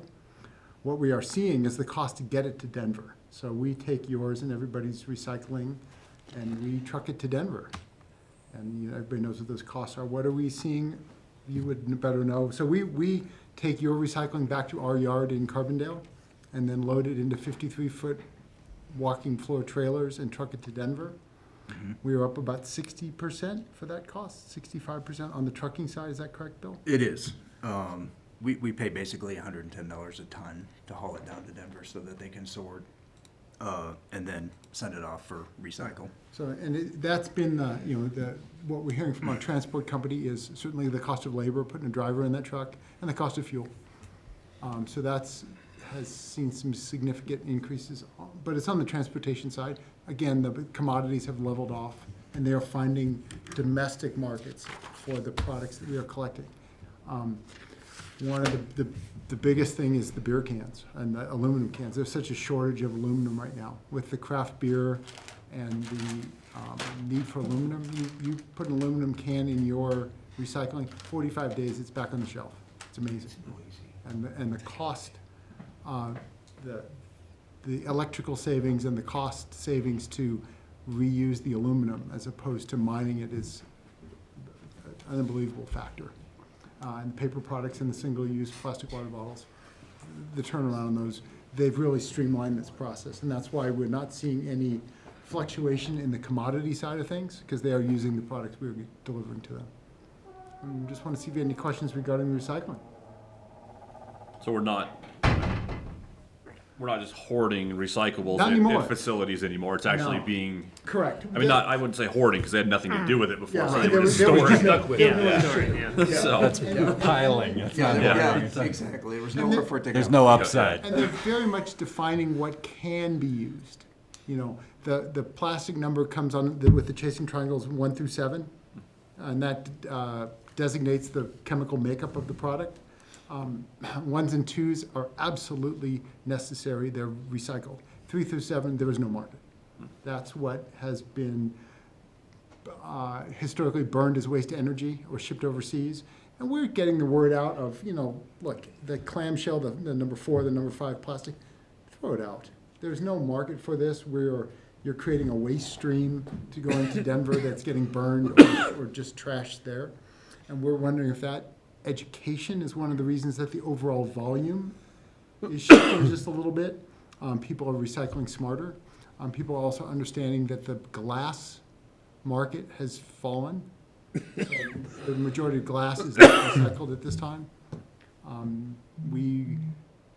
We've done such a good job of making a waste stream of glass to Denver that we have outstripped the need. And so people are understanding that, and I think they're taking more of the glass and putting it in the trash, and I think that's one of the reasons for a slight dip, because we do it by weight.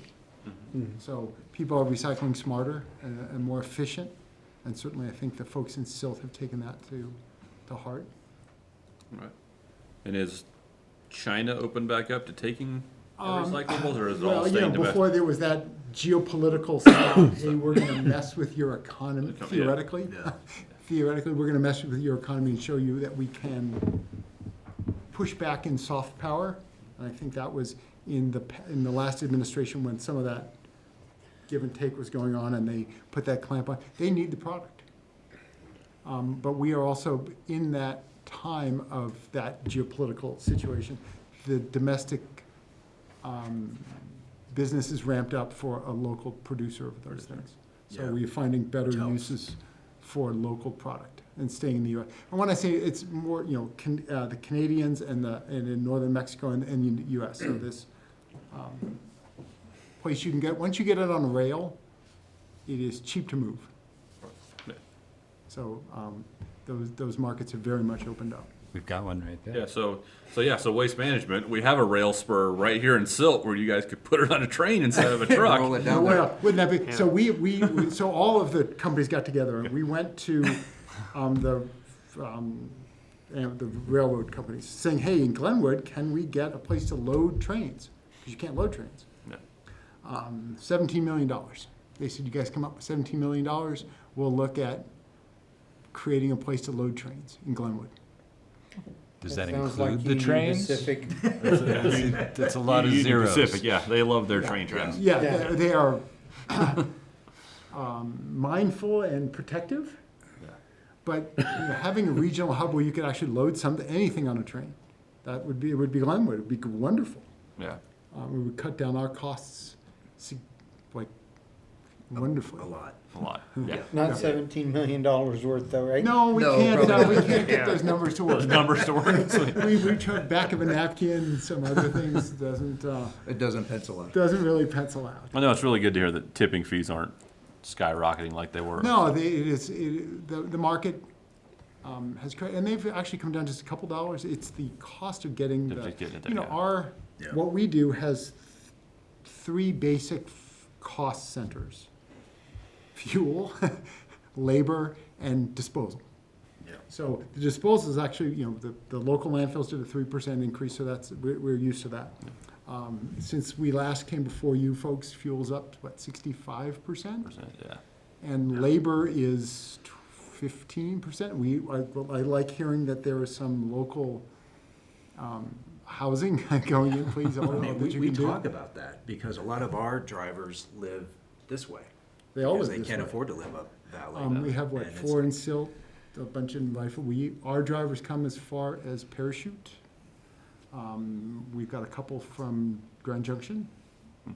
Because we have a rifle office, you were all served out of the rifle office. But our main challenges are certainly fuel and labor. We just, and the other problem, here are problems, but one of the challenges that we have is our drivers on a daily basis bump into so many people with a CDL, so they get offered jobs 2 and 3 times a day. Hey, what are you making there? So it is the labor push. We just instituted. Yeah, so they came in and asked how many CDL drivers I had. You had the new street sweeper. We had to ask. I just renewed my physical last week, so. The mayor. So those are the things that, come up, the CPI at 9% is great, but when the CPI transportation, which is what we're dealing with, is 14%, and our main cost centers are fuel and labor, which are both up over 160 and 112%. Yeah, I mean, this year alone, we're kind of bleeding into I think into the next subject, but I think it all goes together, is, Derek, you mentioned, God, I would give anything if I could have housing on site for our guys. It would help them so much. So it's a never, and I don't want to say it's a battle because as you all know, the residents, employees, and everybody's facing the pressures of rising costs. So I just did an evaluation for our guys. They just got their February annual, and we're putting in another one for them. So we're up 8.5% already this year on wages. I just got the email while we were sitting here that they approved my request. That's So- so we can keep the drivers, Yeah. so that we. Yeah, we got a don't solid team. I don't want to lose them. So of course I'm going to listen, and I'm going to build my case and throw it up. So obviously the same pressures everybody's feeling is we're trying to keep our team employed and with us and make sure they make enough to handle their expenses. And when we looked at fuel at $3.21 average a gallon a year ago, and now it's averaging $5.34 for diesel, it's like, oh my gosh, 66% higher. It's just crushing. And that's where I kind of have the problem of, okay, is recycling really worth it? Because you're hauling it to Denver, but you're using fuel, you're using tires, you're using oil, you're using all that other know. stuff. So It's a battle. It's Yeah. a battle. Uh-huh. It's a local question, and we would be happy to send out survey cards down the road, to see what the residents actually want. We did one in Newcastle, and it was in the 80%, 75% that wanted to keep. We did one here a couple of years That's ago. right, yeah. remember, and The last time there we was did a the- high participation rate, and people thought it was worthwhile. Yeah. At $5.34 a gallon, maybe not. You know, Yeah. I mean, it I was just gonna ask kinda- about that too, in terms of the larger education question. Maybe it's getting people to recycle the right things. Right. Do you know, do you guys have material? Absolutely. That's ready to go? And Jeff, would it be feasible to put that on the town's website? and Sure. Just to try and get, like, if they need the small containers or the big containers, I'm not sure which ones we're using anymore, containers. the smaller ones. 18-gallon ones. Where do they go to get those, et cetera, to kind of help connect those? And stay away gaps. from the what we call wish cycling. If I put this Lay's potato chip bag in my recycling, somebody will deal with it the correct way. Don't do that. Throw it in the trash. If you're unsure of what If you're it not is. sure, throw it in the trash. that's true, yes. When in doubt, throw it out. Does it Yeah. have the triangle? Yes, Is it the right number inside of said Right. triangle? correct. And we That's have- part of the education. Yes, and 100%. and we have that loaded on our website. We'll get that to you to load on yours. Yeah, because my own kids don't know. They know they're supposed to recycle and they look for the triangle, Right. but then my daughter, she's 10, she's like, what numbers am I looking for? Ones and twos. So it's If- just, essentially, if that it held- constant recycling of the information, no pun intended. No, if it held liquid on the plastic side, it's good. If it was not designed to hold liquid, there's no market for it. So our contract stipulates, there are stipulations for unusual circumstances. We're in those unusual circumstances. We understand everybody's struggling. So we are asking for the 5% that is stipulated in the contract, not going above and beyond because we are in these unusual circumstances. And we did the math real quick, and again, I know even when I get a bill and it's like, Jiminy Crickets, it's up $2. What are they doing now, right? You look at everything. But so really with 5% for normal residential service, it's gonna go up $1.52 a month. And then on the senior rate is $1.34 a month per resident is what it works out to be for the 5%. Maybe I qualify for the senior rate. Just show them your hair. Show me up. I don't have any. I might point out that we did mislabel this as an action item. We don't necessarily, we do not have an agreement written yet and haven't started circulating one. So this is really an information item. Oh. Okay. To say, here's what we're gonna come back with. Oh, okay. In a contract. But we just want to see if you had any questions for us, or, we come before you guys and. What were the prior increases if we go back, say, 3 years or 5 years? I think we were, when the other things going on, I believe it was 2% Last year. 2 years ago. Last year was 4.5%. I didn't think it was that high. Could have been smaller. It's 2 and 4. Yeah. And that can, Yeah, and this one's the big one.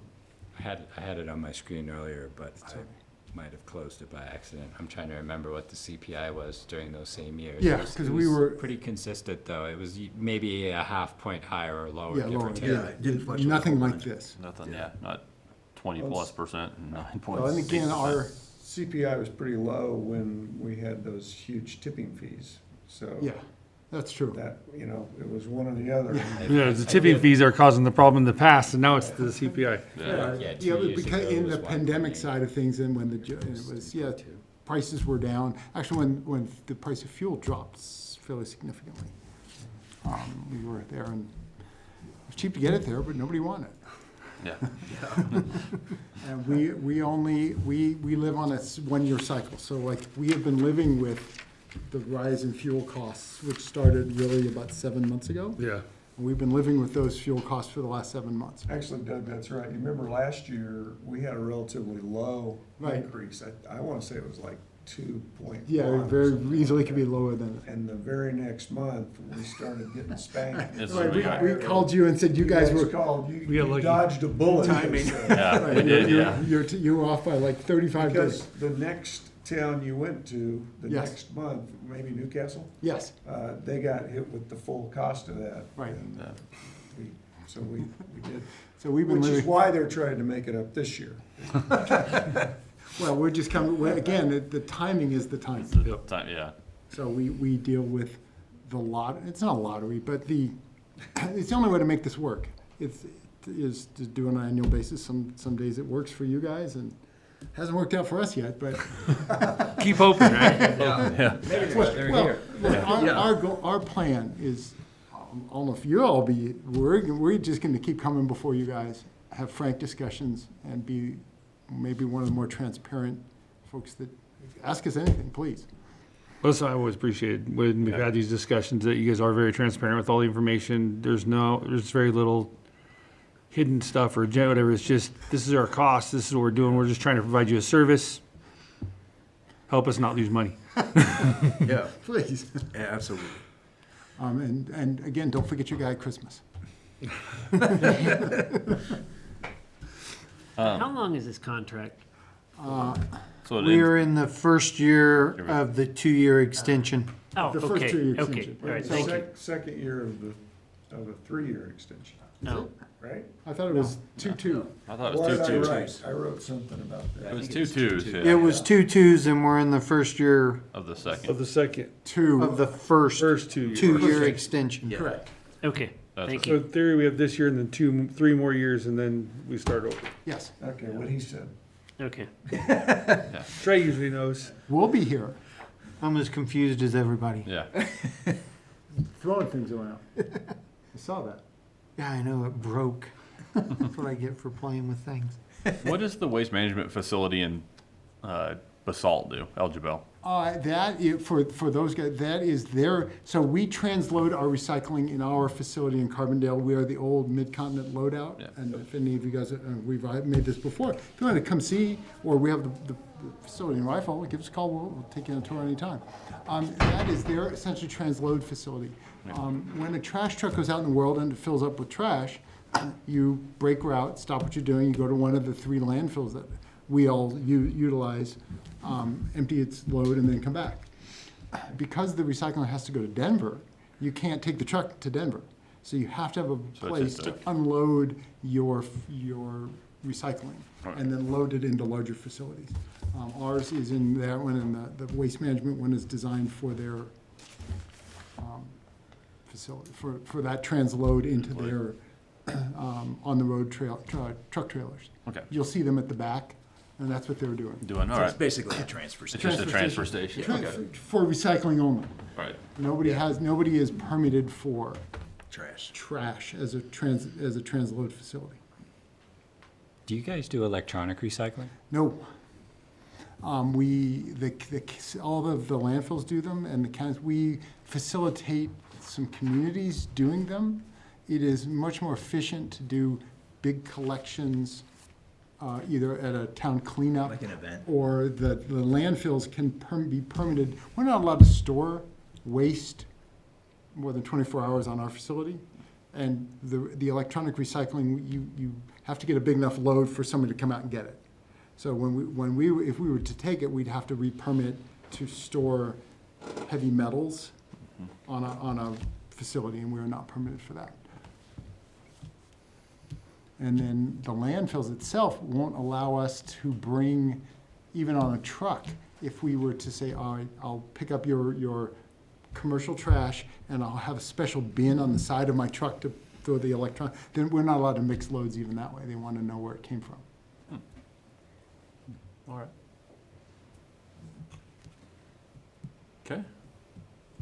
Good information. Yeah, thank you. We'll look So forward thanks to for coming and the being here in action item person. on the 5% Yeah, thanks, increase. guys. Yeah. Thank you. I'm gonna just give you guys my cards if you don't mind. Yeah. Not at all. Yep. Call us, please. Any questions, or if your daughter has questions or wants to do, I'll have her call you. Yeah, That would be a call for the ages. why? I get calls from school kids once a month. Yeah, I think the schools is a great place to learn. Yeah, we've done, It- in. Implement recycling. My kids go to Montessori, they don't believe in trash. Yeah, at all. It's all free. I'm not sure what they do believe in, but clearly it ain't trash. They believe in capes and running around happy. Yes. Of course, they're probably listening Thanks, to this. Dad. Yes. All right. There Yeah, goes my thanks for the boys. opportunity to come in. Good to see y'all. We'll get a contract together, and Okay. or you can get a contract together. We'll give it to our attorney, Okay. bring it to these guys. Perfect. Again. Thanks, you Thank guys. you. Have a great. Thank you. All right, thank you. Take care, fellas. See you. See you, Trey. See ya. All right, next up, we have the interviews for the Planning and Zoning Commission vacancies. And it says it's gonna turn over to Mayor Reichel, so I guess That would be you. turn it over to me. Let me scroll down here and get there. We got 2 vacancies, I believe, and we had 2 applicants. We have one applicant here One tonight, applicant I here. believe. And one who couldn't make it, who will, I think, come to a future meeting. Okay, all right. Mr. Bertel? Bertel. Bertel, yep. Yeah, come on up. It's French. Come on up, yep. Have a seat. Yeah, I figured that. Thank you. I don't speak that language, so. Good evening. Evening, how you doing? I'm respelling your last name so I know how to pronounce it. Bertaus. Yes. All right.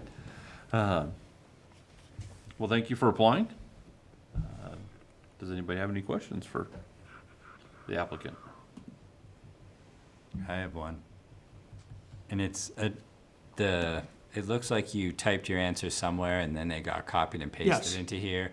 And most of your answer to question number 7, which is what do you believe could be a concern or issue facing this commission or board? Yes. Most of that seemed to have been cut off. I think I said the pop-ups. Yeah, you referenced additions to historic properties known as pop-ups, which often more than double the density of some homes. But that's Yes. all I've got. And that was the answer. That was all of it? Because there looks like there are parts of lines above and below. I think those Well, are answers to other Those were other, questions. those were other Yeah. answers to other If you questions. look at number 6, you can see is 7. Got it. For the It was next- all one yeah. stream that they just sliced up. I'll have to sharpen the scissors next time. It's better than you trying to read my handwriting, I know that. But talk to me about pop-ups. Well, in a historic part of town, you want to preserve the integrity of the historic building. You don't want to put on an addition that's more than 100% of the density that's already there existing and overwhelm the historic property. I'm not opposed to additions to historic properties. I'm opposed to additions that are more than double the size of the property Got it. So it's relevant size. and take away from the historic property in its setting, in its interpretation, and how it's viewed as an important part of the community. And I had one other question, Go if ahead. I may, Yes. unless you guys have one. No, go ahead and I'll. No, I have one, but go ahead. You have a lengthy amount of community work at Breckenridge, including, I don't remember the number of years, but a long time on town council there. 24 years. That's a long time. What do you expect to be able to bring from that time? I think it's great. that you have that, by the way. Well- What aspects of that do you bring with you? Actually, what I might not bring the Breckenridge experience to Silt. I'm not gonna wanna do that. We're okay with that. You're gonna help us learn from their mistakes? I didn't hear you, sir. Help us learn from their mistakes? Yes, well,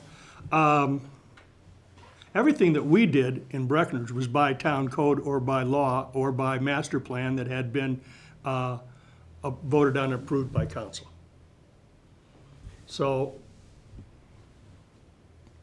certain areas of the town were definitely zoned for lodging uses, and certain areas of the town are protected in a historic district. Industrial. We don't have very much industrial, but there was an industrial area, warehouse area is what, basically, and some light office area. And I think that, you know, as there some creeping in of the lodging experience into the Breckenridge Historic District, that's where we started to see pop-ups in our town, and we had legislated, the current council has been dealing with that and has legislated that we don't do that anymore, and we protect the density of the historic property.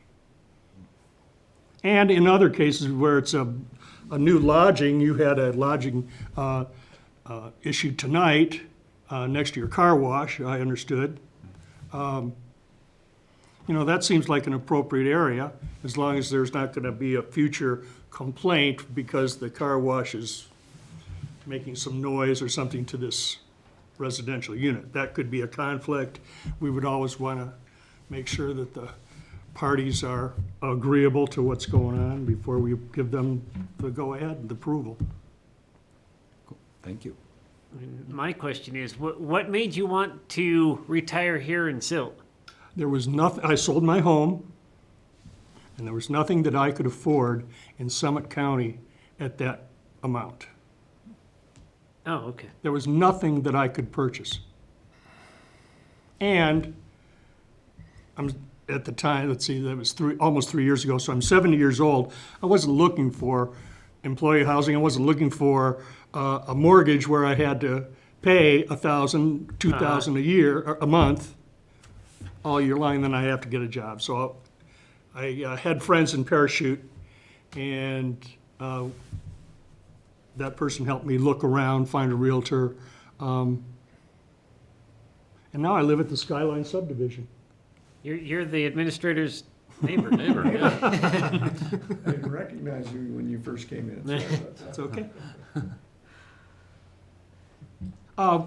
You know, I guess the other thing to say was, and I'll tell this story about when I go back home for 4th of July or something. They go, how do you like living in Silt? I go, well, you know, it's really quiet, it's really boring, and I love it. I have my own parking place. I have an extra parking place. I have my mail is delivered to my house. I don't have to stand in line to get my mail like I would back home. Well, you know, and I love it. And it's quiet.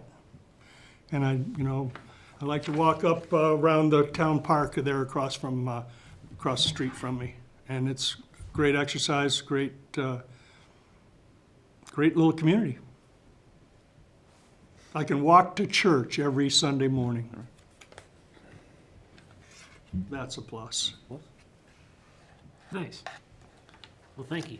Yeah. So I guess I'd like to see, you know, a lot of people look at things black and white, like there's that line. So just a theoretical question on the pop-ups. So there are some houses in Aspen that were a 900 square foot house. They lift the house up, move it out of the way, and put 3 stories underground. Put the house back on. Still looks like a 900 square foot house. I mean, would that be, something like that, would you look at, or is that No, we have, we've allowed that back in Breckenridge, Breckenridge. but we primarily did it for employee housing. It wasn't just anybody that could had the ability or the cash to pick up a building, set it aside, do something. The underground density was free if it was used for employee housing. 3 stories, I'm not familiar with that. I have seen that in Vale, though, where they build right up against the mountain, and it's 3 stories 3 or stories 4 long, stories yeah. down. I think the one actually was 2 It's- stories in Aspen, but it's the same. That's a big hole. I guess I would say about those buildings in Vale, they're not in a development phase, they're in a redevelopment phase. They've developed everything that they could develop. Now they're tearing down stuff and building new stuff. So if that's what they like, then that's okay. It wouldn't be appropriate here. Okay. Is that a pop down? I don't know what you call that one, yeah. Is that a pop down instead of a pop up? Yeah. Well, low-grade density is still density that Yep. is available, I think, however you want to write your codes, or allow, what you want to allow or not allow. And I think the one in Aspen, one layer, the bottom layer was a full court basketball court, and yeah. then above that was a bowling alley / arcade. Yeah. So critical town usage. Yes, very much, yeah. Yes. Probably not what we're looking for Not here. what we're looking for in, I mean, it would be kind of cool to say we have that in Silt, but. We'd all like a basketball court, Yeah. but not in someone's basement. If you want to encourage, retail development, maybe they'd point a person in that direction. And I guess the second question we discussed it tonight is open space. Your views on open space. Open space, park space, whatever you want to. Well, yes, parks are open space. Yeah. Golf courses are open space. A lot of things are open space that are not just something that is a field that someone or a governmental entity owns. Although it could be that open space is a field that's being, where the water rights have been sold off, and now it's being allowed to go fallow. Those situations occur. Open space is a luxury for any town this size, unless you have the revenue source to go out and purchase a favorite property. There are some properties that you might want, but you have to, you want to have a municipal use for it. This town of Silt, it looks to me like it's blessed with open space and parks all over. Schools that have large fields for play and recreation. You have facilities here that I at first never thought you had basketball. I never thought you had a couple of baseball courts, baseball fields. I never thought that I would find all that you do have here. All right. Okay.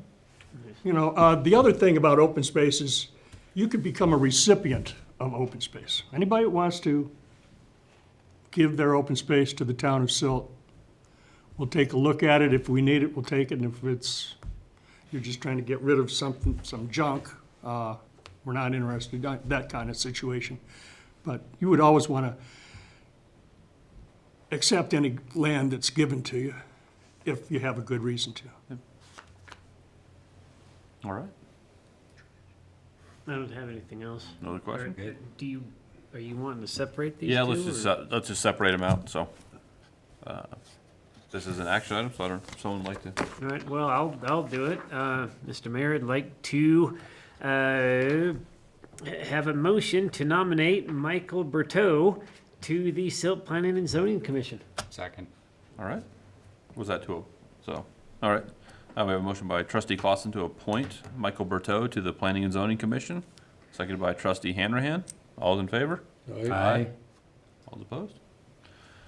Thank All you right. very much. Unanimous sir. decision. You were, Congratulations. First meeting is when? It's a Tuesday, correct? it's Tuesday. It It's will gonna be be- June the 7th. June the 7th. Thank you. Yes, because June the 6th is a holiday. Nice meeting you. Bryce? Nope. Mark. Mark, nice to meet you. I'm Michael. Derek? Congratulations. Thank you. Justin, thank you Yes, very welcome. much. Mayor? Thank you. Keith, Yes, thank you for Nice stepping to up, meet yeah. Michael? nice to have your Meet you. support. I Yes. appreciate it. Huh? What's the score? 4-2. Peter over there. He knows. Well, he was There you watching, go. probably he was sitting over there. I know, yeah. 4-2, so that's good. This is why the Nice to- laptop Jeff, quit next right time. Yeah. there. Talk soon. What? Burning up all the bandwidth, that's why the Stream internet the kept game cutting down. on your laptop. 4-2 who? 42 Avalanche. They scored 3 goals in a minute 42 seconds. They just put up. Wow. So is the other applicant going to come to a future meeting? That's my impression. Sheila, is that what I heard? I do have her scheduled for the June 13th meeting. She had a family emergency this afternoon and was unable to attend. Okay. Okay. Thank you, Sheila. You're welcome. Would Yeah, I'd everyone like to her be continue here in that to person. interview her? Yeah, Okay. Mr. Mayor, I make a motion to continue the interview for the Planning and Zoning Commissioner vacancy for Charliana Cheney. Hopefully I said that close to correct, to the June 13th meeting. All right. Second. Okay. Now we got a motion by trustee Britnall to continue till the June 13th, the interview for the Planning and Zoning Commission for, is it Charliana? Charliana. Charliana? Yeah. Charliana Cheney. Charliana. Charliana. Charliana Cheney. It's Charlian. That motion was seconded by trustee Hanrahan. All's in favor? Aye. Aye. All's opposed? Motion carries unanimous. Next up is the April 2022 financial reports. Turn this over to Treasurer Tucker. Thank you, Mr. Mayor. So we have had 33% of the year go past us. We are doing really well on sales tax and use tax. We're ahead on sales tax by about 5% of where we thought we would be, and about 10% above where we thought we would be on the use taxes. We're right on schedule with all of our fees as far as trash, water, wastewater, irrigation. We are still kind of behind on Silt Housing Authority as far as our revenues go, but they seem to be a month, maybe sometimes 2 months behind before we get the check for the rent. We are ahead on some of our expenses for projects that are being done that have been completed that take up a big chunk of the expenditures. And I'll answer any questions you may have. Any questions? I don't have any. None here. None for me Numbers either. look great. I just like seeing the sales tax line above the one from last year. Yep. Yes. As long as it stays there, we're doing good. All right. Good job, trustee Tucker. Sneak peek for May's will be higher. So I mean, treasurer Tucker. My fault. that's okay. Wow. Old You're not habits the die first one to hard. say that. All right. Thank you very much. Next up is the administrator and staff reports. I wanted to highlight just a couple of quick things on my report to the board. Our superstar staff, we're short in the front office. Utility billing clerk is first up to talk to folks that come to the front desk. And we don't have that person right now. So Amy and Sheila are doing all of that and more in their regular jobs. I would say that Amy in particular has been impacted by that vacancy and has really, as we know, stepped up to just do a great job there. And we really appreciate her and Sheila and Dusty too, and Nicole. All of them have really feel the impact of not having that position filled. So thank them next time you swing by there. We do have a candidate. We hope to have start. We had a candidate and was ready to go, and then she was offered more money by her current employer and decided to stay where she was. So. We've offered the job again, and I think we're going to have somebody in there in the next couple of weeks. I wanted to highlight a couple other quick things on here. Jaffa Housing, I testified on behalf of a developer who wants to build a 54 rent unit housing complex over by the BLM office. Hopefully we'll know pretty soon about that, whether those Jaffa credits will be offered. And then OHV progress, that ordinance is coming up for the Board of County Commissioners to review. I think they're not used to doing ordinances over there, and they kind of forgot they had to notice them way in advance and have a couple of different readings, so that's coming up. And then Dewberry engineering study of our water plant is coming up. For our June 13th meeting, we should have some, hopefully some really good, solid information for you to consider in your planning. I think that's all I have to highlight, unless you have any questions on anything at all. I got nothing. I have a quick question about the banners on Main Street, the CMC banners. Yeah. They look great. They do, don't When they? did they go in? 2 weeks 2 weeks ago? I don't feel like it was before the last meeting, but I may be off by a day. Anyway, I just wanted to mention it. They look great. And yeah, they do. We're proud of them, and then we've got our new town banners, I think have been ordered. And if they haven't been ordered, they will be very soon, and we're gonna replace the little ones that we have in there that are kind of falling apart, with some newer ones that are the same size as the CMC banners, so they're coming around the corner. Look, they look great. Want to In make sure I time for mention summer. that. Yep. Thank you. All right. Any other staff comments? Okay. Updates from the board and board comments. Trustee Hanrahan. I just wanted to mention the solid Silt summer events calendar, starting on June 3rd with the first movie in the park at Veterans Park. I'll be there with my kids. Really looking forward to it. It's just another aspect of life getting back to some semi-normal. Would that be fair to say? My kids are super fired up to go, so very much looking forward to that and wanted to get the word out to folks to go.